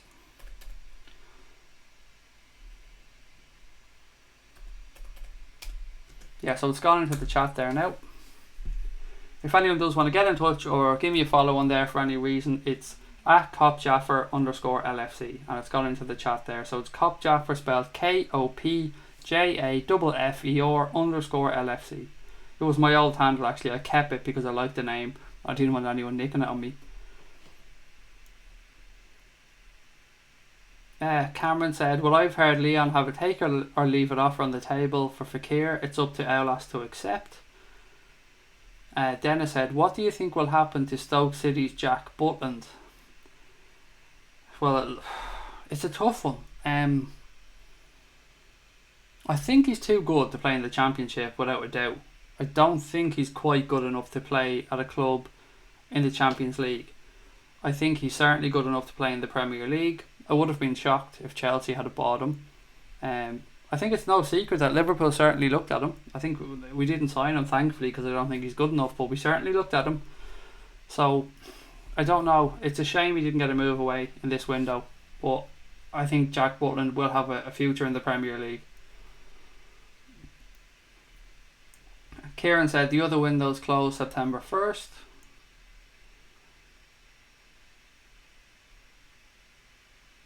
Mark said we should still sign FEKIR. Liverpool had enough time to sort this out. The knee problem is cobblers. Just look at the Oxa situation with regard to the transfer fee. I don't understand if when you say the knee problem is cobblers, Mark. Do you mean that that's not the reason why he hasn't been signed, and you don't believe the whole thing about Liverpool not thinking the knee is repaired well enough, or you just think that there was never really that big a problem with the knee? I really don't know where you're going with that one, Mark, mate. So put it in the chat if you could maybe explain it to me. I do think we should have signed him, though. I agree. And if we didn't sign him, then it's because of the knee, and we should have walked away completely, and there should have never been any chatter that he would have signed, because if we pulled away because of the knee, then it's because the knee was too bad, and we definitely didn't want him. So to get him at a lesser fee seems strange to me. Megan Nonky says Maguire. He's not coming to Liverpool. I'd forget about that one. Origi, I think, will leave. Said, if I pronounce this incorrectly, forgive me. Kjell Dickinson said Origi, I think, will leave. I think you're right, but it will probably be to a European club, so there's still time for that to happen. Joseph said, I hope Grujic stays. I like the look of him. Well, as it stands, and for what I've read today, it seems like Grujic will be staying for the time being anyway. Certainly past when the English window closes. But somebody else mentioned earlier on there may still be a chance for him to go on to Lazio on loan, which of course you couldn't rule out. Dave said, hiya Craig, if you need any help with Anfield Agenda, just let me know. It's not that we really need help, Dave. It's more we just want to open it up to more people and increase the amount of people in the Anfield Agenda contributor section, because more people means we can make more content, which means, you know, we can give back more to the people that tune in. Running it is fine. Me and Connor have that one sorted. There's no problem with that. It's just making sure we've got enough contributors. But of course, if you do want to get in touch, Dave, jump onto the Anfield Agenda, DM us on there, and we'll certainly have a chat. Dennis Smith said, do you like Wolves fans? I've nothing whatsoever against Wolves fans. I've no reason to dislike them. So do I like them? I don't know, because I genuinely don't know that many of them, but I certainly have nothing against Wolves fans. Nestor said, an experienced target man could help coming off the bench. Agree. A target man, no, I disagree, because it's completely wrong for the way we play. And I never agree with changing our style of play just to go to a plan B. I think plan A should work. If it doesn't work, as Pep says, make a better plan A. Target man's just completely wrong for the type of players that we have. Another striker to come off the bench, definitely agree with that one. I wouldn't mind have seen us bring in another forward, alright, but not like a target man, not like a Giroud or an Andy Carroll style target man. That wouldn't be for me personally. Would people lose their shit if Liverpool signed Pogba tomorrow? It would be worth us signing him just to see the Manx heads falling off, if nothing else. Regardless of what he's like as a player, it would be fucking hilarious. But it's never in a million years going to happen. How much does Neymar get paid per week? No idea. I imagine it's in excess of £500,000 anyway. But I've no idea. Hassan says, hello Hassan, thank you for joining, mate. Abubakar Ali says, LFC will win the league. I certainly hope you're right, sir. I very much want that to happen. Farrell said, have a Trinidadian friend, loves Chelsea, was a Liverpool fan back in the 80s, tried to tell him shifting to winning teams makes you a gutless fan. He disagreed, but we're still pals. Tough love. I've had a few friends as well earlier on in my life who switched clubs as kids. Thankfully it's never been something I did, but you know, some people are different. We're all built differently, so it's not really up to us to judge anybody, but yeah, we're all built differently. We all see the world in different ways. Revolt Joker said, I really rate Hakim Ziyech from Ajax, would fit perfectly in Klopp's system. I think he's a good player. I always think, I just don't know if he's next level good, which of course we'll only find out when he gets a move to a bigger club than Ajax. So I guess my answer is there, I genuinely don't know, but I do, like you, think he's a decent player.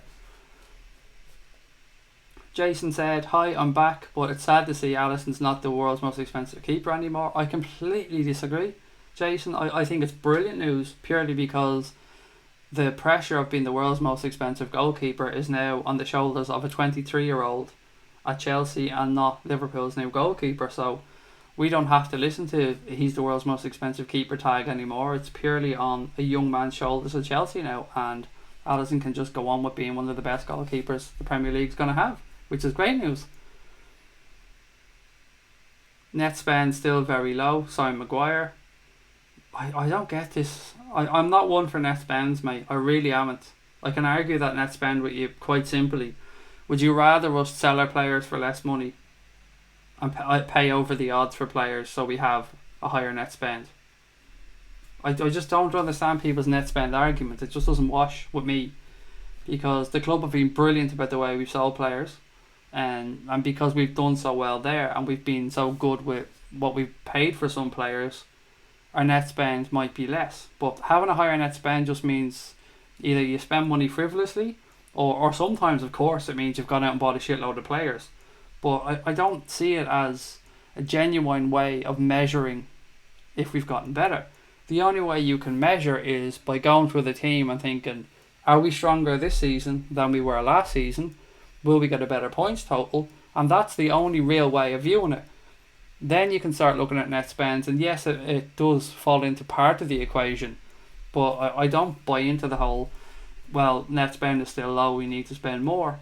It's Klopp getting the players that he wants in the positions that he wants, and once he gets them, I'm happy. Net spend doesn't really mean much to me personally, as long as we keep strengthening the squad. Dennis said, Craig, you're a true gentleman and speak your mind, and it's all positive. Absolutely love this channel, content and chats. Thank you, Dennis. That's very kind of you to say, and it's very much appreciated. Thank you very much. What companies will I be paying to watch the Reds this season, Craig? Over here in Ireland, I have obviously my Sky subscription. I've got a BT subscription.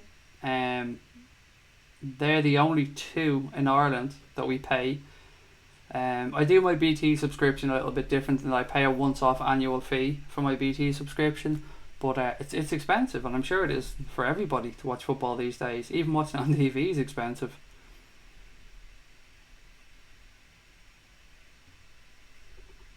Can change teams. We are born red, said Joseph, and I'm agreeing with you, Joseph. It's strange, but as I did say, people are all built differently. So Charlene said, always a pleasure, Craig. If you need any promotion, I'll be happy to spread the word. Thank you very much, Charlene.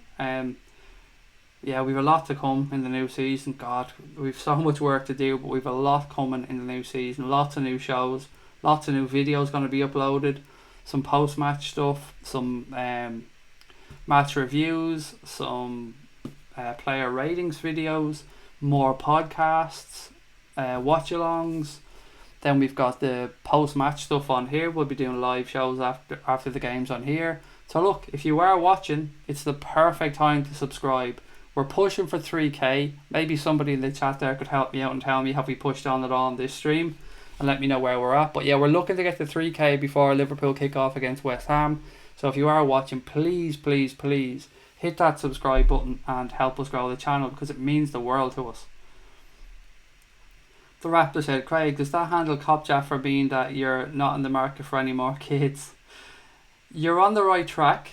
I'll explain it to you. So the cop part is self-explanatory, clearly. I don't need to explain that to you. The Jaffer part, this is how that comes about. So I said earlier on in the stream that I've got a 14-year-old daughter and I have a 6-year-old son. Well, the reason there's an 8-year gap there is because it took us that long to be blessed with Lucas.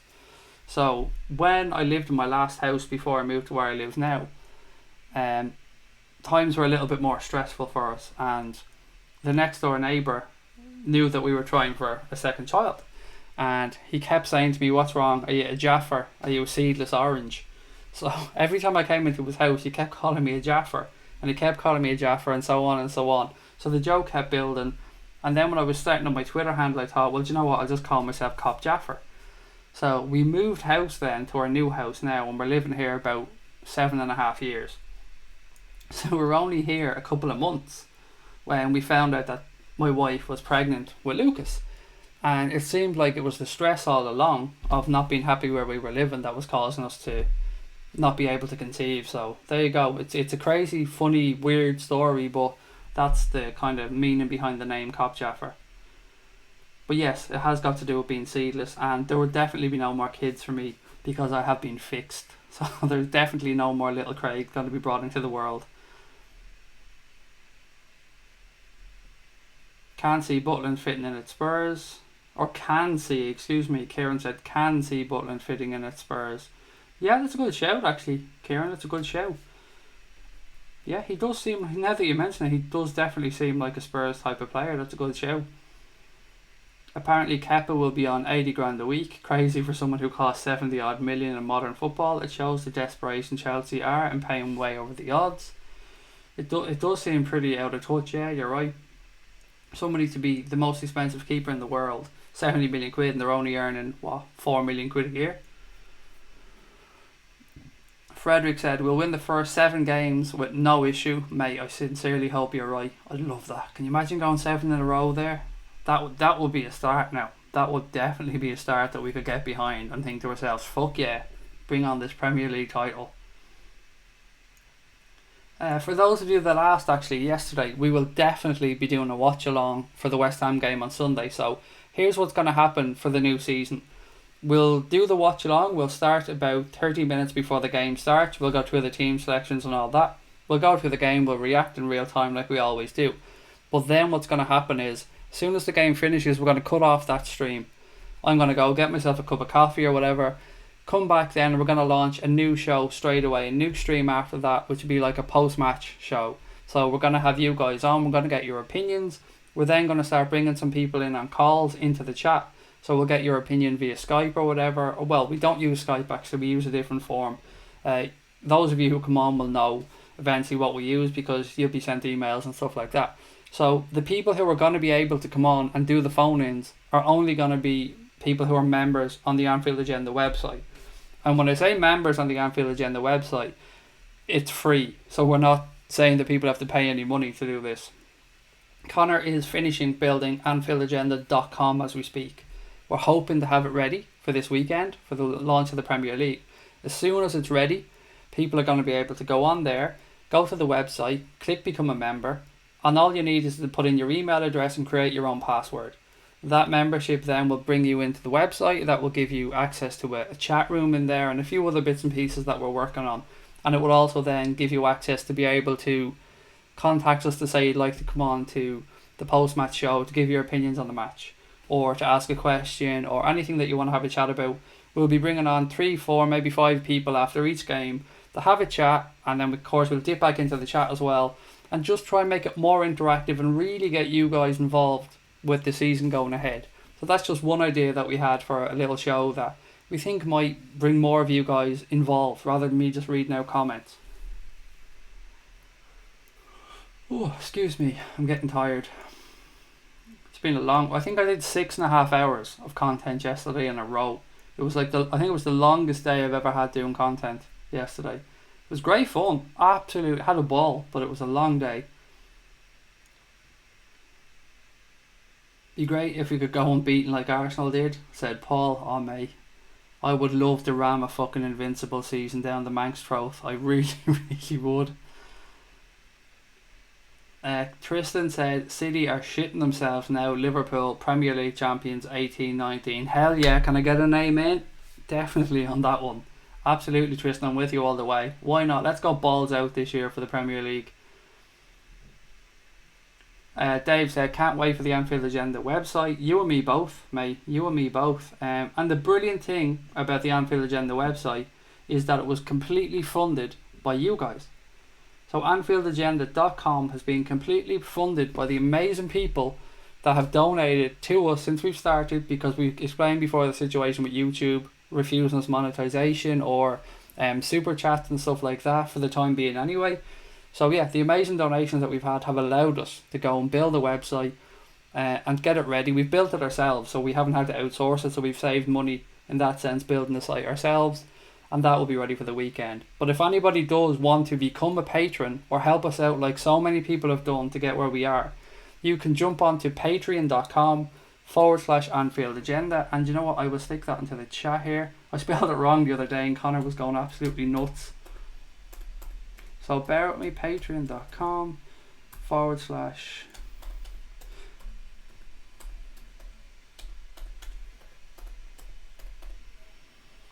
yeah, so there, it's in the chat now. So patreon.com/Anfield Agenda. If anybody wants to jump on there, they can sign up to become a patron of Anfield Agenda. which basically means you're signing up to like a monthly direct debit type thing. You can send £2, £3, £5, £8, £10, whatever you're comfortable with. There is absolutely no pressure to do it, guys. We'll be here regardless, so don't worry about that. But if you do want to help us push on, patreon.com/Anfield Agenda. You can jump on there and help us out like so many other people have. That have allowed us to build a website, which is absolutely class. I'm so proud that we were able to do that. I really am. What's up with transfer? Said Owen O'Connell. Nothing. We're waiting for tomorrow to see if FEKIR can be done. A couple of people have mentioned that maybe something for Pulisic will be agreed for next year. Do you think we can sign FEKIR? Said Sideman Rocks. I do, yes, I personally do. I still think that could be done. I can't say for certain. A couple of us believe it may. A lot of people believe there's no hope of it. But I'm still keeping quietly optimistic that might be done tomorrow at some point.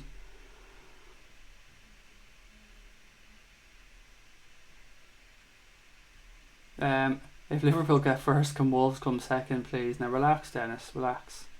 Relax now. You've made some good signings. You're definitely going to be nowhere near relegation, but relax there with the second, buddy.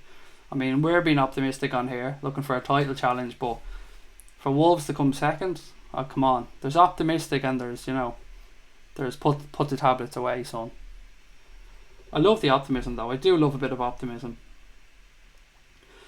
Dave said, Craig, don't forget your Acast Friday bet. I haven't, Dave. I have got your message earlier on. I'm still trying to decide whether to do it on Paddy Power or William Hill. I honestly don't know yet.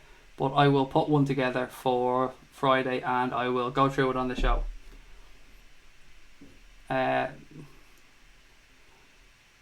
Junid Maya? Am I reading that one correct? 34 said, I bet my house that FEKIR isn't a Liverpool player. Maybe you could absolutely be correct. If by some miracle you're incorrect, obviously pop onto the chat tomorrow and we'll sort out the details for the keys and the deeds and stuff. But hopefully it can be done. What's up with FEKIR? He's blue balling me, says Sean. Mate, you're not the only one who is blue balling. There's a lot of us here with big blue FEKIR balls waiting to see what happens. I don't know is the honest answer, Sean. I hope to God it can get done, mate. I really do. Steve has been all along. Steve in the chat here, which is I know him as Steve, but you guys know him as, is it Uni? I can't even remember his name now because I just know him as Steve. Yeah, he said he's convinced, fully convinced it's going to be done.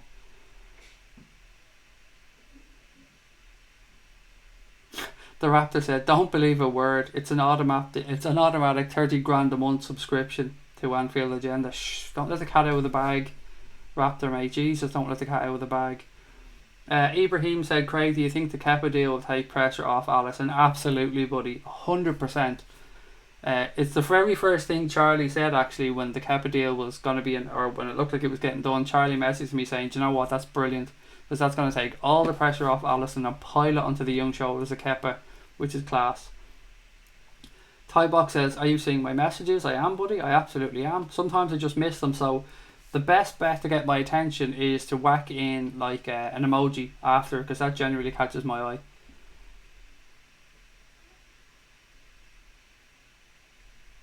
Paul Smith says, the mighty Emlyn, crazy horse, don't mention it to Tommy Smith though. What are we at now? 2,933 subs. We really are getting close. 67 subs away from 3,000. Come on, guys, if you're watching this stream and it's your first time, and I know that there's some of you out there, if you are watching this and it's your first time, please do hit that subscribe button. Or if you've watched before and you just haven't subscribed yet, please hit that button now. Help us hit that 3k target before Sunday.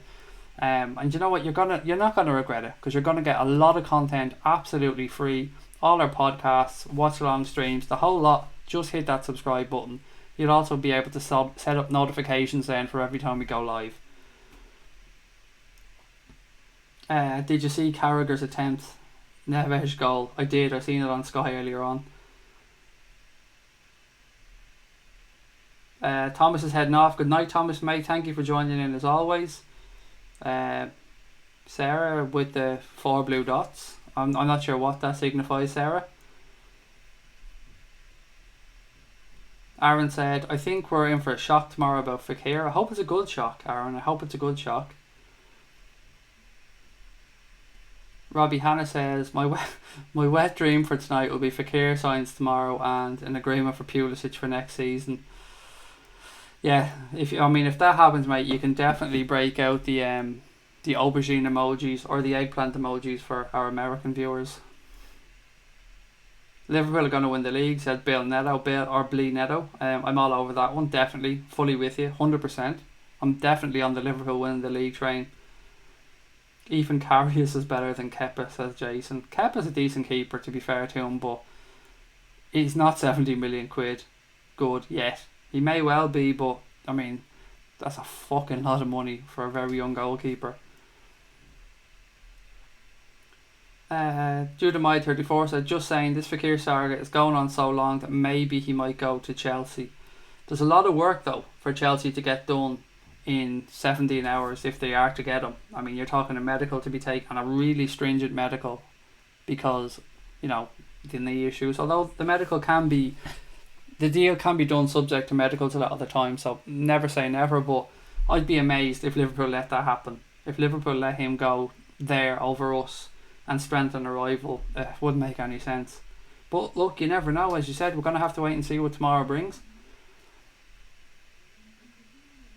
Niall said, did you see Cara beat Neville in a penalty forfeit? Neville has to wear a Liverpool jersey on Sky. Absolutely. Wasn't it a Liverpool shirt with, is it Shaqiri 23 on the back of it?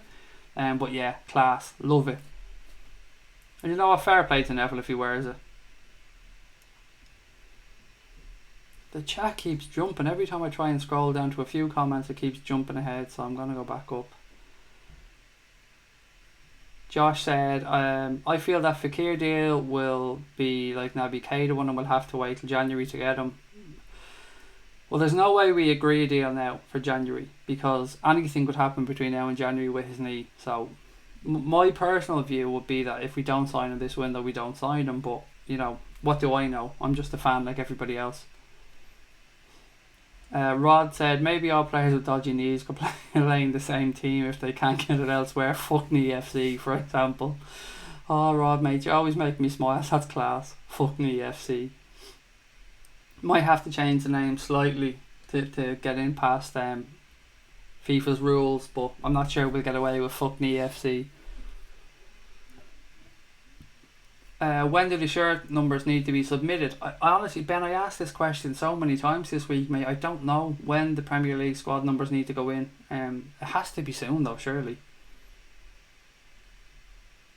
Daniel O'Sullivan asked, what's going on? Nothing here, buddy. We're wondering if FEKIR is going to get done. Some of us are thinking yes, some of us are thinking no. Some of us are thinking he might be going to Chelsea. A lot of us are laughing at the money they paid for Kepa. Yasar said, FEKIR medical already done and he was fit to play in the World Cup. The deal can be done 1 hour tops.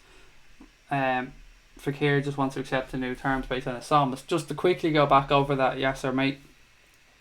Him being fit to play in a World Cup is in no way comparable with Liverpool dropping 70 million quid on him or 60 million quid on him. France declaring him fit to play in the World Cup wasn't costing them a fucking penny.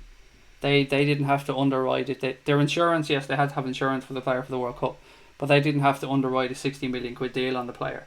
So the medical and the way Liverpool's insurance companies and their doctors will be looking at it is completely different from the way France would have assessed him before the World Cup. With regards to what you're saying about the medicals already being done, he's also played in the World Cup since then. So we're probably going to have to revisit that and have another look at the guy because he's played in a tournament. Although he played very little minutes, you'd imagine that they'd still have to have a look over him. So I don't know, mate. I do agree with you that I think it can be done. I just think some of what you've said there is a little bit misinformed. In a respectful way. I hate to ever disagree with somebody because I don't want people to feel like I'm saying that you're just an idiot or something, because that's never my intention. Unless you hear the words, you're an idiot, coming out of my mouth, which you may well do at times. But generally that's the trolls. Owen said, I'm so excited to see the Reds back in action again, as am I, mate.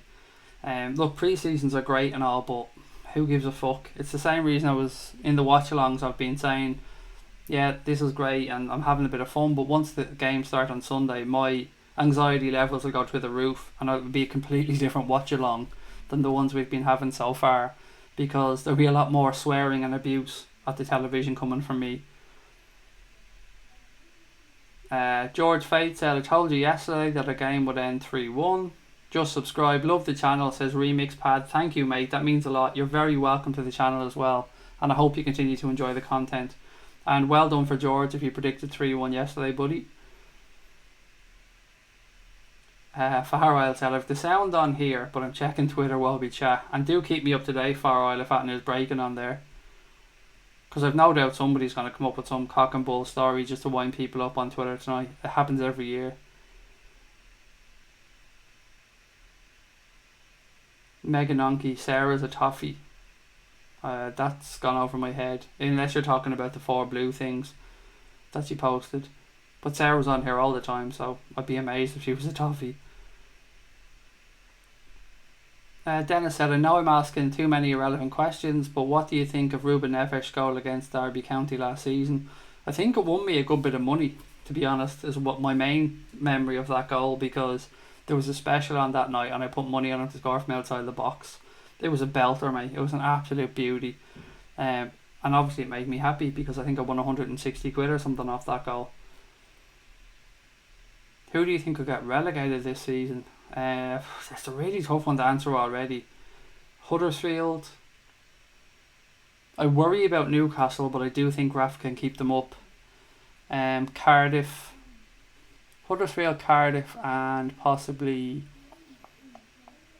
Fulham aren't going down. Wolves aren't going down. I can't give you a third yet, mate. I'm going to have to see how the season kicks off. Huddersfield and Cardiff would certainly be 2 that I think will go down. I think Newcastle will certainly be lower half, but I hope to God they stay up. Daniel said, is this clickbait? In what sense?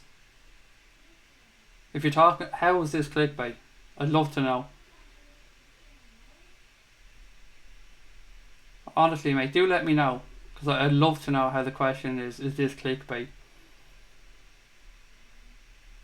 If you're going by the title of the stream, then look at the very last thing, the very last icon at the end of the title. FEKIR to Liverpool. What's this stream say actually? What's the name of this stream? I can't remember what it's called now. Hang on. FEKIR to LFC last minute? Question mark. The question mark there, mate, lets you know it's a question. It's FEKIR to LFC last minute. It's not FEKIR is coming to LFC last minute. You know, you need to read things a little bit more clearly before jumping on and saying to us, is this clickbait?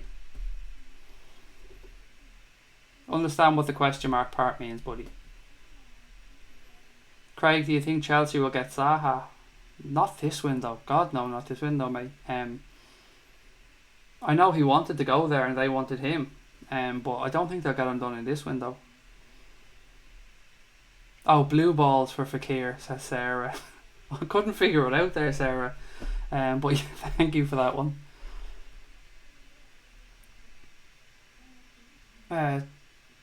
Gerrard was an issue for her, says Pepper. Did Chelsea sign Kovacic? He's doing a medical, I think, Jason.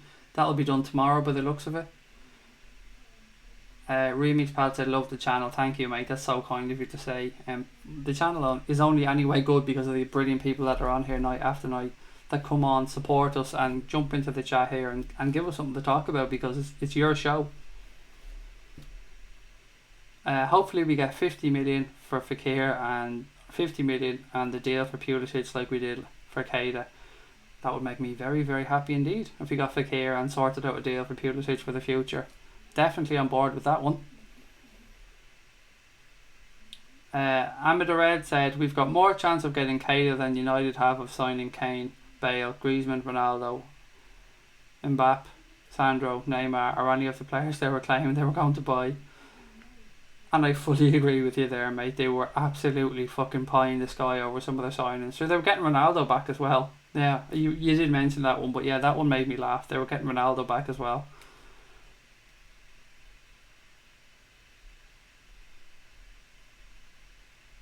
Pepperhead said we'll be above the Premier League sidemen in space. Where would you put FEKIR in the team if we sign him? In the hole, mate, just behind the front three. So you'd have maybe Keita and Fabinho as their two deeper line players, although you wouldn't ever class Keita as a defensive mid, but if you were looking to have two a bit deeper and four further forward, maybe with a little bit of a license for Keita to get forward when we're on the attack. But yeah, I'd have the two midfielders there with FEKIR just in front of them behind the front three. But he can also play wide if needs be, so if we wanted to give Mane a rest, for an example, he could definitely play out on the left or on the right. He can play anywhere across the front three. I'm not sure about through the centre actually, that might be a bit of a push, but he's so versatile, and that's probably one of the main reasons Klopp likes him, because looking at the type of player Klopp does sign, they can often play in numerous positions throughout the team. Jason said, I think Tottenham aren't going anywhere this season, maybe 6th.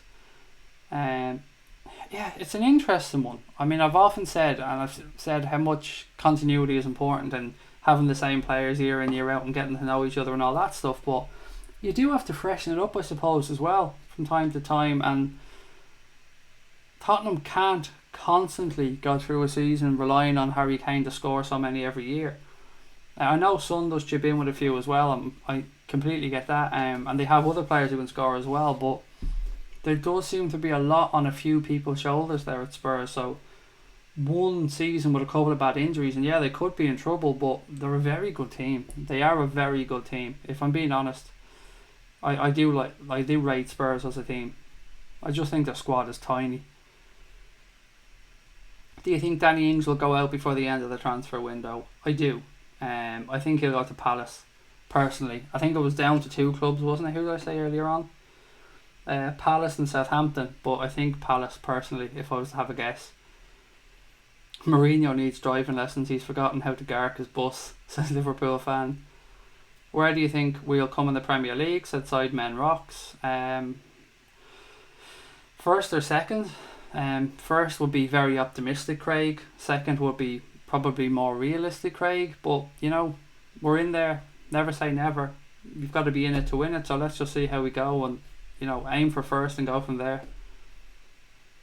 Craig, will you be streaming deadline day? Also love your streams. Keep up the good work and hope you get as many subscribers as possible because you put loads of work into it. Firstly, oh mate, thank you for the kind words. It's very kind of you indeed. Tomorrow, yes, I will be streaming. If it looks like Liverpool are going to do something in and around the closing of the window, then I'll jump on and do a stream around deadline day. If it's looking like we're around deadline hour, excuse me. If it's looking like we're doing fuck all, then to be honest, I probably won't. And tomorrow may be the first night where I do this kind of breakup that I told you about earlier on. So rather than doing one long 2-hour stream or 2.5-hour stream, I might do a stream from 9:45 till 10:30 about the transfer window and what happened that day. And then we may do another stream from 10:30 till 11:30 about another subject. But we'll still be on here every night. You'll still be getting the same probably hourly amount of shows. We're just going to break them up into smaller segments. And that way if people are looking back through our content, they're not going to just see one big ass stream and think, fuck, that's 2.5 hours. I'm not going to watch that. I haven't got time. Whereas if people see a 45-minute stream, a half-hour stream, an hour-long stream, they may give it a go. If they don't catch it live, then they may watch it back. And it's kind of just a strategic move as well on our behalf to try and, you know, get more views, get more people to the channel, and try and get more subscribers to grow the family. Get some exercise, Gark life. Ashley James said, if we get FEKIR, I feel we'll have a lot of trophies this season. Example, Premier League and Champions League. I hope we get him, I really fucking do. I've said it all summer, but I really, really, really hope we get FEKIR. Pulisic will be here next summer, said James Painter. You know what, James? I think you could be right. I've been, you know, it's no secret that I'm a huge fan of Pulisic and I want him here, but something has always said to me that next summer is the year for him to move, and I think we definitely have to be at the front of that queue. Jason reckons there's going to be 3-1 to the Reds on Sunday against West Ham. Jason Lelis, or Jason Lei, excuse me mate, if I'm pronouncing that name incorrectly, I apologise. 3-0 with a clean sheet for Alisson. The Raptors saying defo something nil anyway. Sturridge to get 20 plus goals from Mega Nonky this season. Mate, I would love you to be right. Oh, imagine a 20 goal year from Studge. That would be fucking brilliant. That would be a great way if he was to leave the club because he's in his final year for him to sign off and go off into the sunset. I mean, I'm all for that, definitely. 20 goals for Sturridge, yes please. Sidemen Rock said he's going for a 4-0 to Liverpool. Finlay said hopefully we get a deal for FEKIR and Pulisic done for next year. Remix our window or European window where there'll be many big deals done after the window closes, says Eric.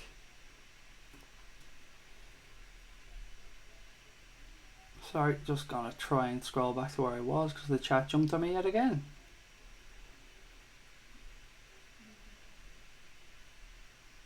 Okay, where are we?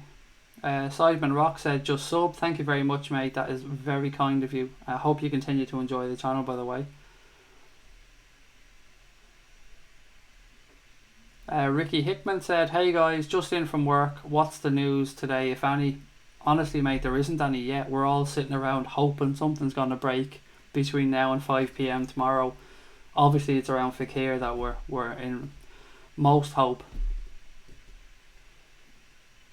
Can you be in most hope?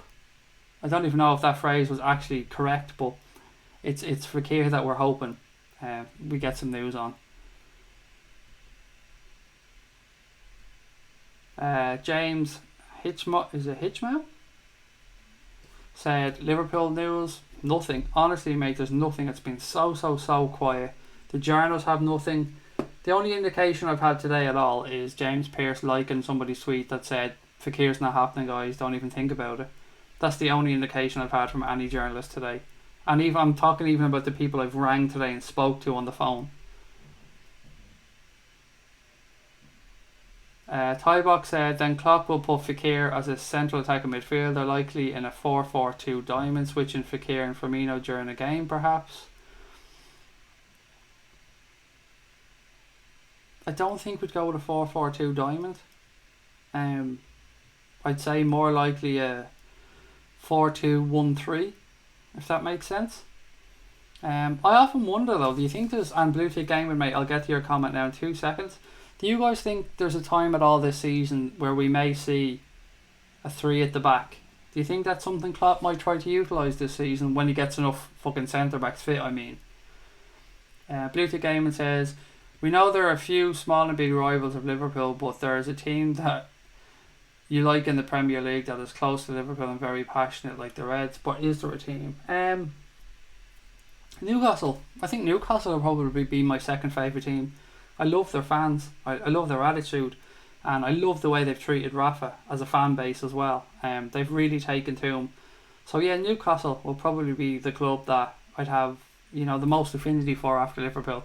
It's a good question though. So if anybody else has a club that they like outside of Liverpool, or a club that they at least have time for outside of Liverpool, then please do put it in the chat. It's nice to gauge people's opinions on these things. So thank you for that one, Blue Tick Gaming. We're gonna come first, said Sidemen Rocks. Fucking hell yeah, I'll take that one, buddy. It would be fuck me and slightly insane FC. Anyway, says Rod. We'd have to do an acronym of the name or something, Rod, mate. It's getting a bit long. Searched FEKIR and I saw a guy in an Ireland top. There you go. FEKIR, guy, Ireland top. I mean, come on, put them two together and what do you get? Eggy nonce, surely.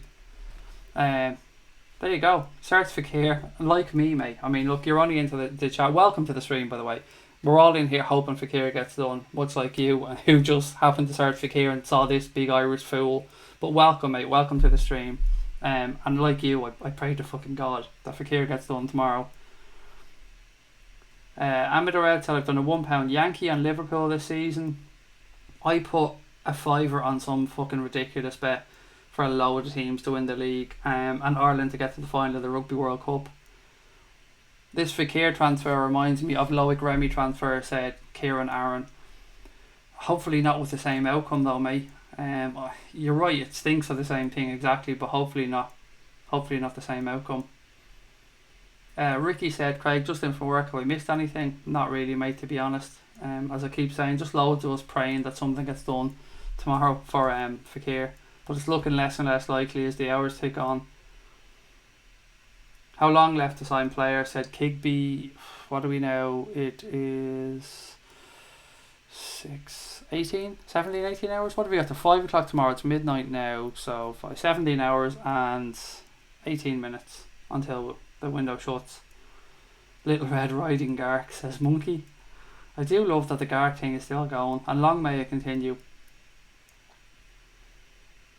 Do you think Karius will be gone in the January transfer market, said Dennis Smith. Nah, I think he'll stay out the season. Never say never, of course. I honestly don't know, but gut feeling is I think he'll see out the season. Where did that comment go?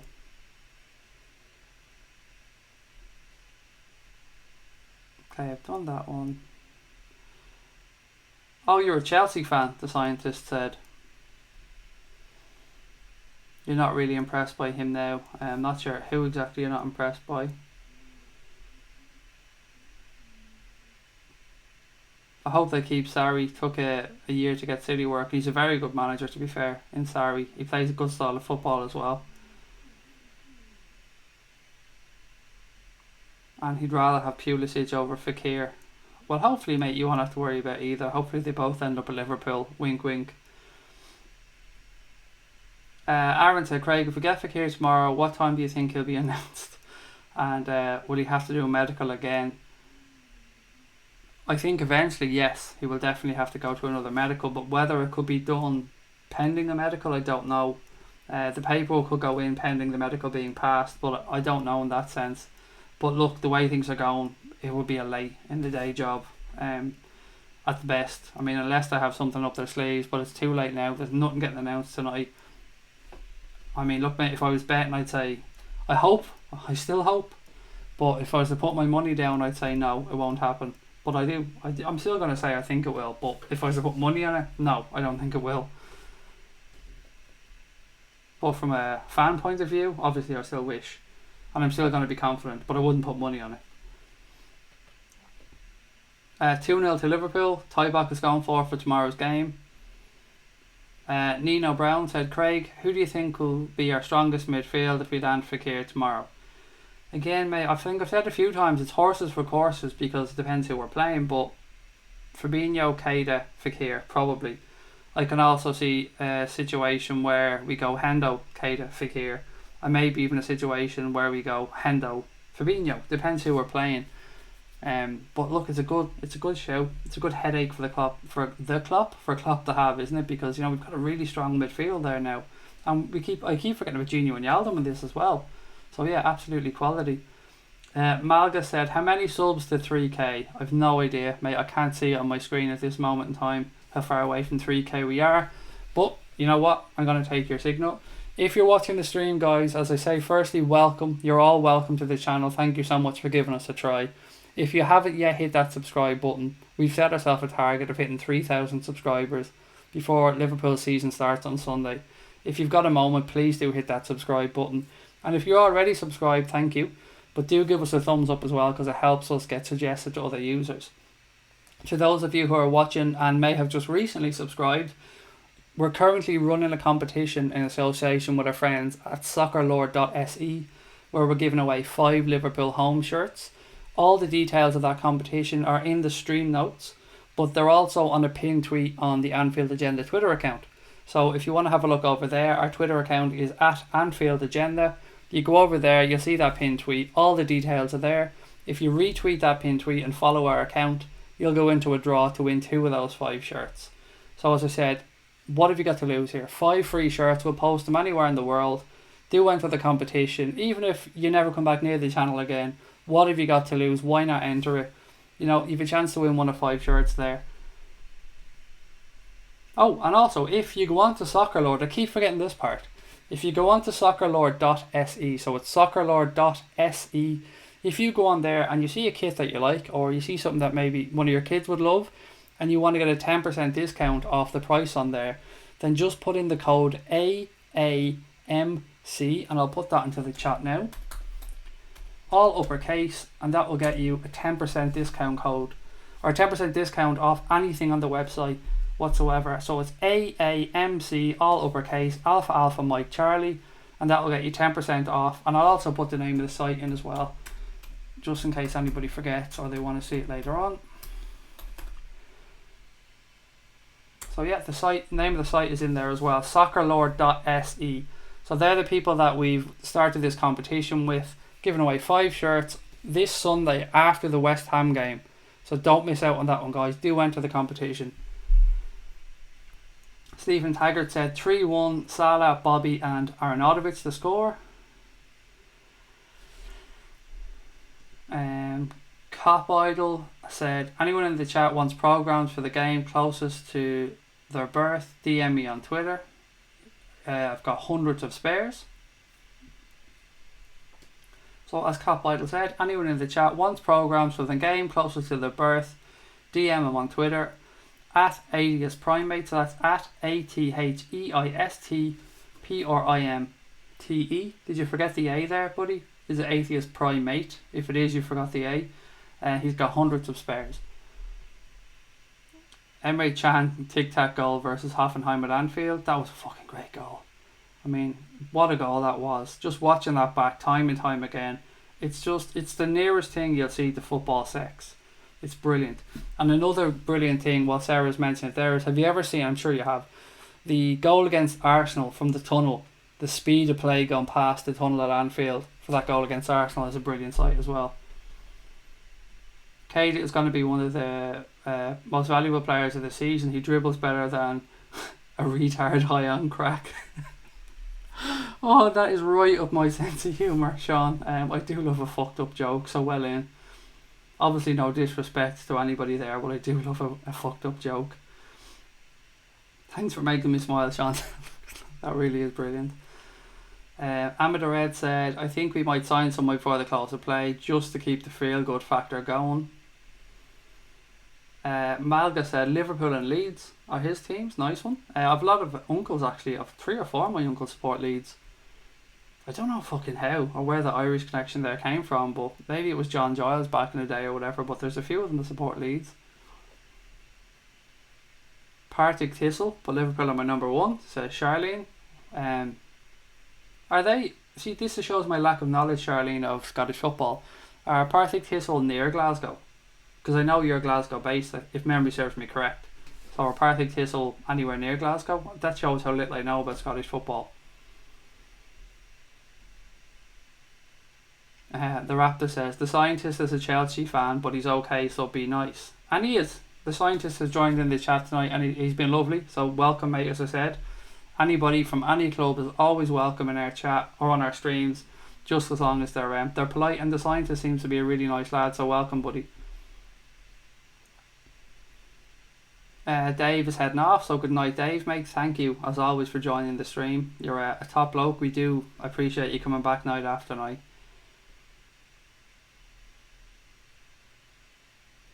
See, it is Atheist Primate. I knew there was a mistake there. But yeah, apart from anything else, Cop Idol's a great follow on Twitter.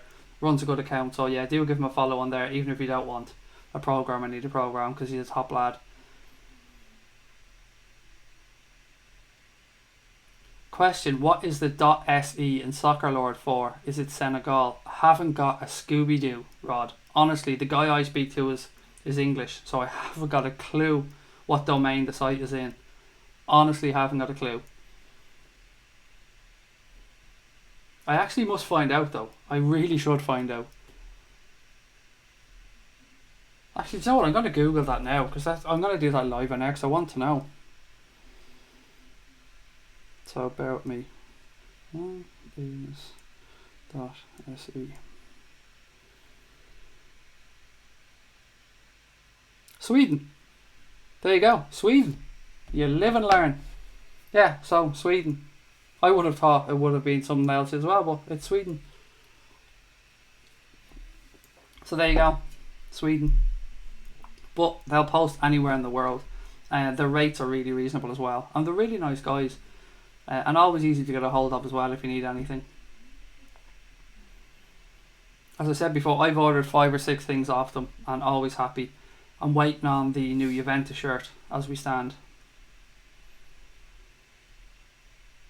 As I said, Dave's heading off. And I love the way you guys all say goodnight to people on here as well. It's so nice to see that you all have all got to know each other on here as well. So, as I said earlier on, good night, Dave, mate. Sarah said, yeah, that tunnel goal was class, so quick. It's ridiculously quick, Sarah, isn't it? You're just looking, going, meow, meow. It's ridiculously quick. What was the ad before the get-on or get-up-on? Get-up-on. Wasn't that one of the ads, if memory serves me correct? It was that James Brown song, the get up, get on up. But it was a get-up-on or get-up-on. Yeah, that's what it reminds me of when I see that, by the way. It probably looked like an absolute window licker there, by the way, to some people who are just tuning in, seeing some bald Irish lad sitting here going, get-up-on, get-up-on. Like your man earlier on, the scientist who said he just googled FEKIR and we came up, and he comes on here and I'm sitting here going, get-up-on, get-up-on. That's how you get the 3K, just sit here going, get-up-on. Welcome as long as you're not a Garksky, says Eric. I'm late, what's up with FEKIR, says Ninja MC. Honestly, mate, nothing is the answer. Nothing yet. We're hoping something comes up before tomorrow, but we're all just sitting here. We're almost sitting in a prayer circle at this point, holding hands, singing Kumbaya, trying to get the FEKIR deal over the line. Stephen Taggart said, announced 14:59 or 16:59 tomorrow. FEKIR signs for Liverpool 1 minute before the deadline, and Megan Onke knew it was Sweden so well in.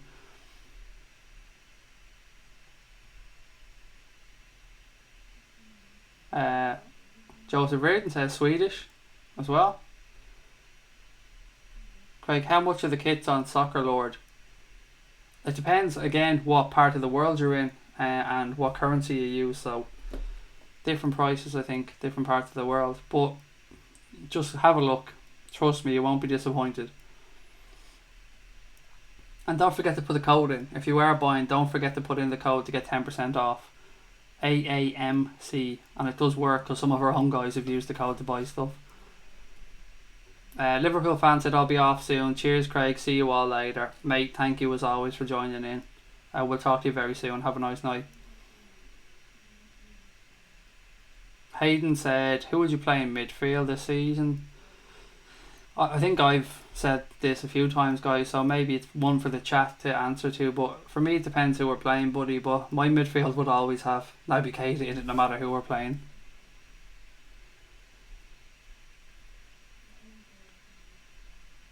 The scientist said, yeah, for anyone just tuned in, Craig, FEKIR Blue Balls is driving him mad, says the Revenant, or the Revenant, is it the Revenite? I know I've seen that name before. I think I've called you the Revenant every other time. The Revenite, excuse me, mate. But yeah, there's blue balls all over this stream, mate. Loads of us have FEKIR blue balls at this point. Swedish girls without soccer shirts, says Rod. And Pepperette has been very staunch in saying that FIFA is for kids and that Pro Evolution Soccer is for the purists. He's been saying that for 2 days now. Yeah, I was wondering that as well. The Raptor said, at Cop Idol 1977, what's the Hitch 22 for? I don't get that. That's a new edition, isn't it, if memory serves me correct? FEKIR was asked by Giroud and Hazard to join Chelsea after the friendly. I'm sure he was, though. But it's a bit late at that moment in time to be asking to join. I honestly, mate, I don't think either of us are going to get him, if I'm being honest. I don't think Chelsea or Liverpool will get him at this moment in time. I think Chelsea have enough to be getting done in the next 24 hours. So look, let's just wait and see. There hasn't been a fucking mad moment yet in this window, so maybe we're all due one.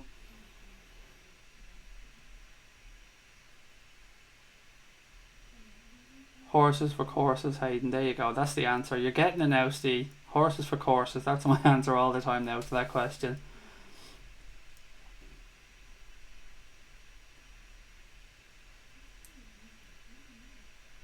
Oh, Cop Idol said he's given away some old LFC programmes, which is very nice of you, sir. So well in on that one. You didn't answer me yesterday, by the way, about the away tickets. Is the offer still there for us to go over to an away game this season and jump on that mad bus of yours with your mates? Because you know we're taking you up on that offer. I'm definitely going over there to an away game if that ticket is on offer, sir.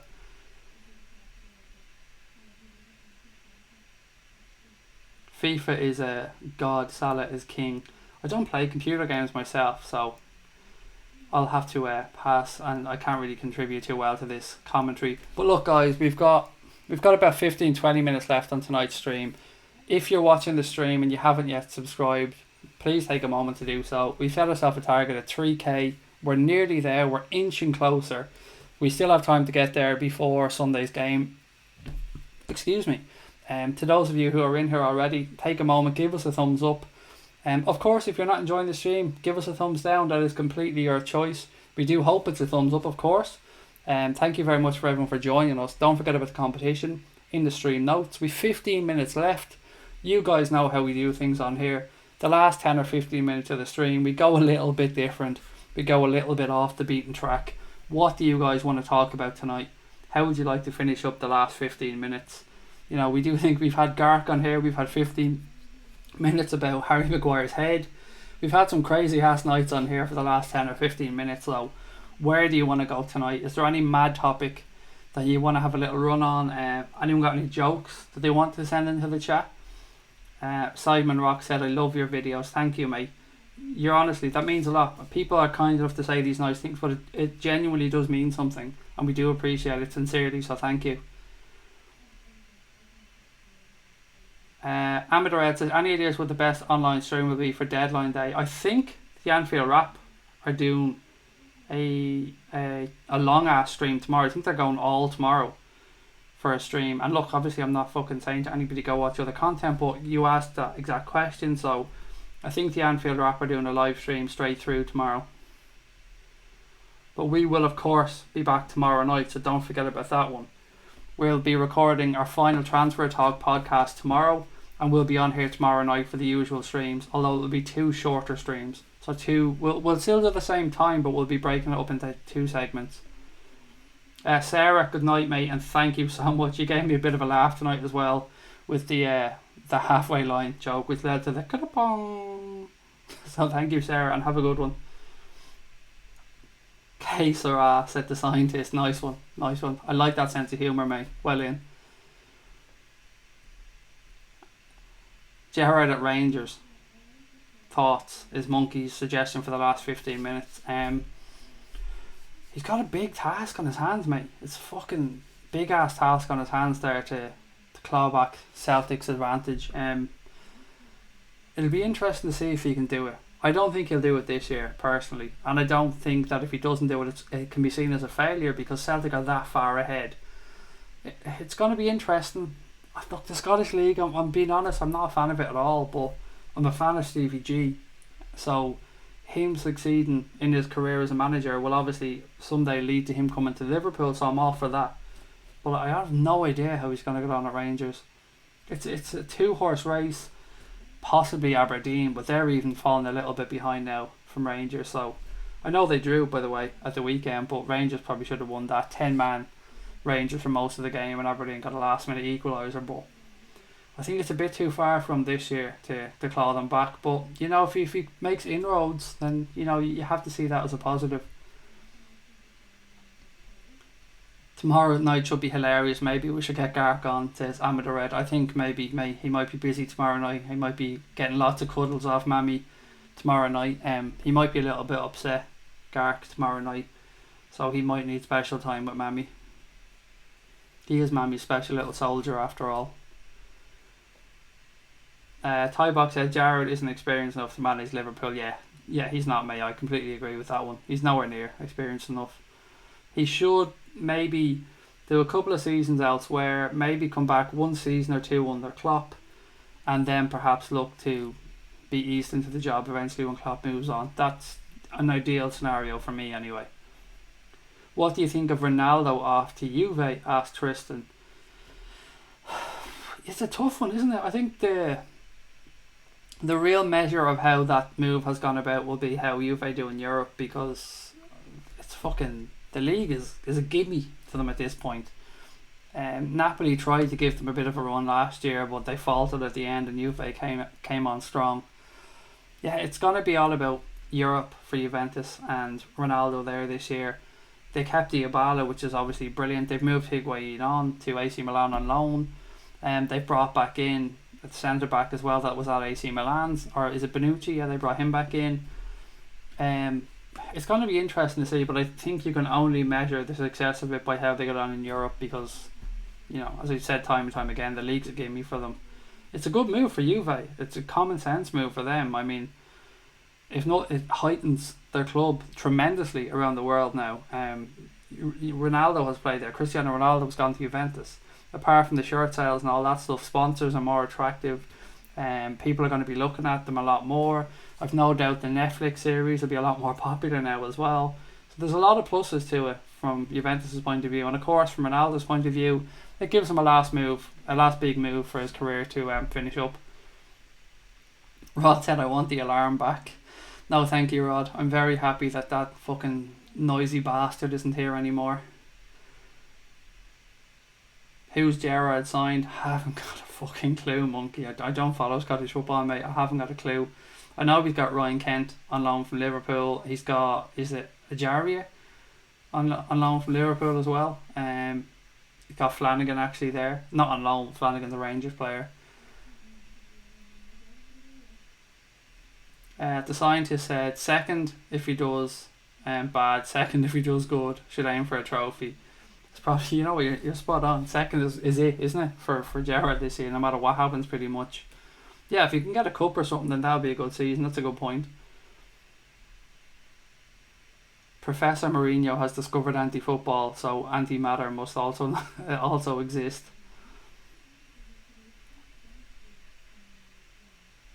Guess what? It's finally deadline day. Nice one, Owen. You're right. It is. It's 4 minutes past 12. It is now officially transfer deadline day. So yeah, time to break out my yellow pajamas. Transfer deadline day. I don't even have a yellow tie for tomorrow. I mean, the stage of me, like, not even having a yellow tie. What type of a fucking Jim White am I? A poor man's Jim White. That's all I am. An eggy Jim White. The Revenite said, Craig felt so good seeing Garrick having to admit that we're so positive ahead of this season. United fans are miserable sods going into the season. Fucking beautiful, mate. Everybody now knows, without me even having to say it, what my views are about Manchester United and their fans. You guys know. If I had a fucking button here on the screen now, I'd make a flash, but you guys know, fuck them. Don't care. Good enough for them all. They deserve it. Every last fucking one of them. And particularly Garrick. I mean, Garrick is the king of the cunts. I mean, Garrick is the cunt's cunt. That's where he is. He's like top of the range, Rolls Royce, mammy special little soldier.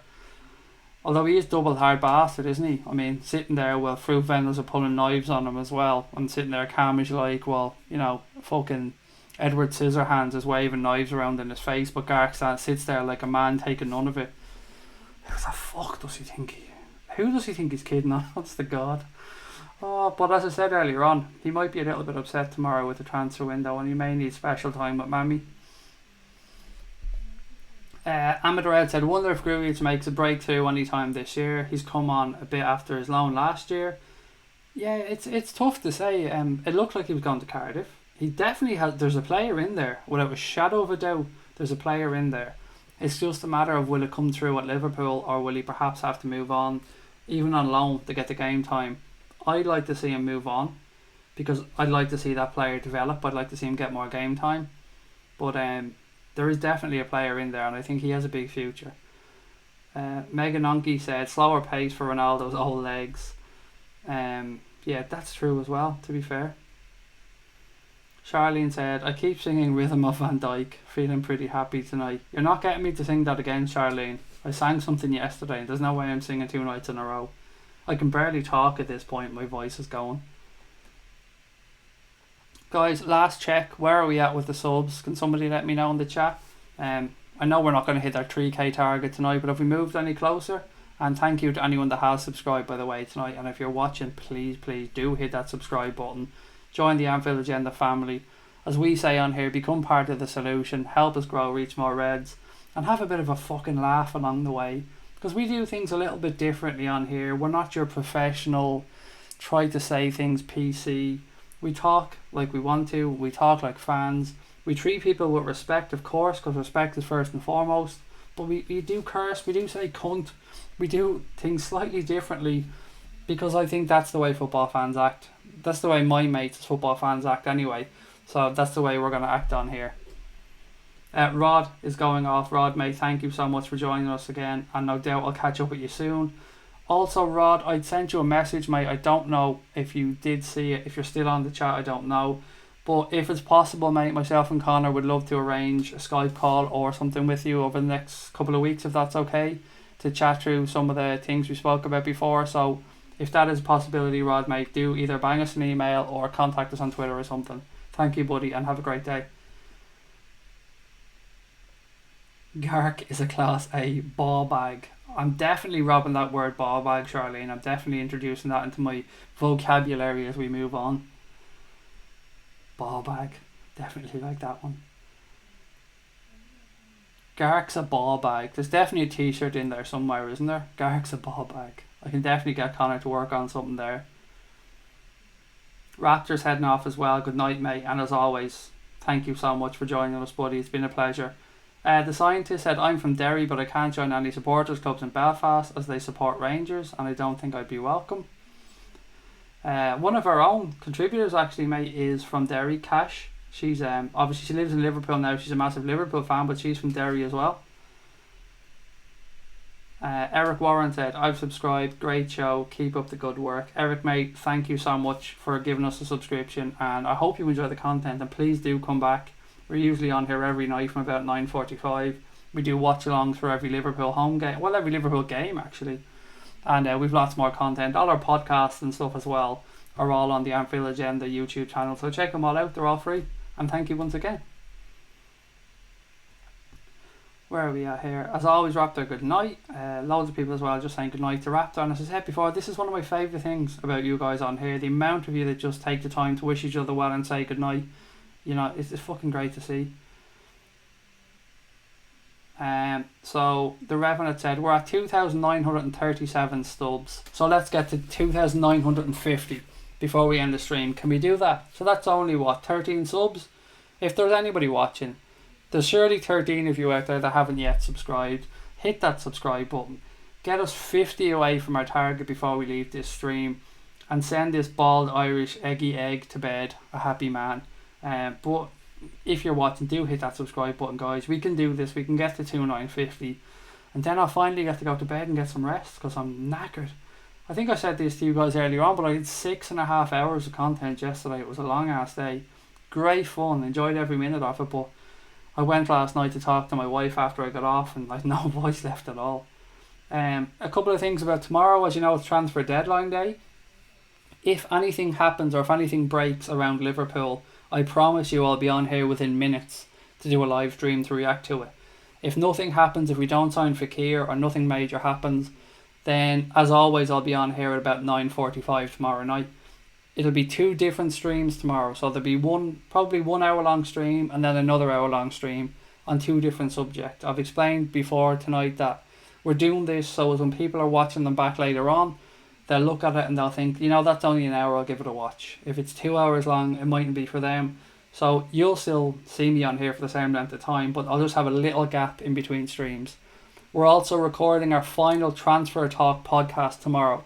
The good news is that Christian is back.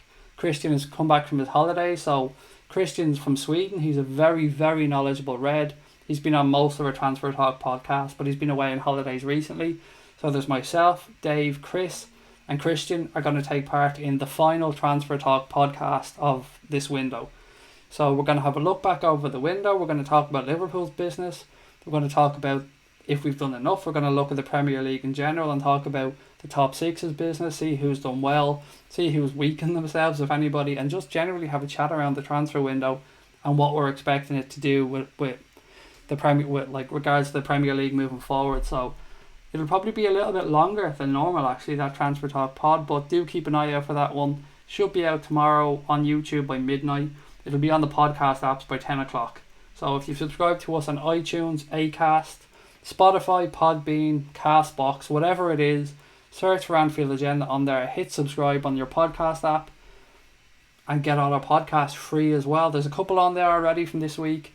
We had the Cop Council podcast with myself, Daz from On The Bench LFC, Chris and Dave were on there on this week.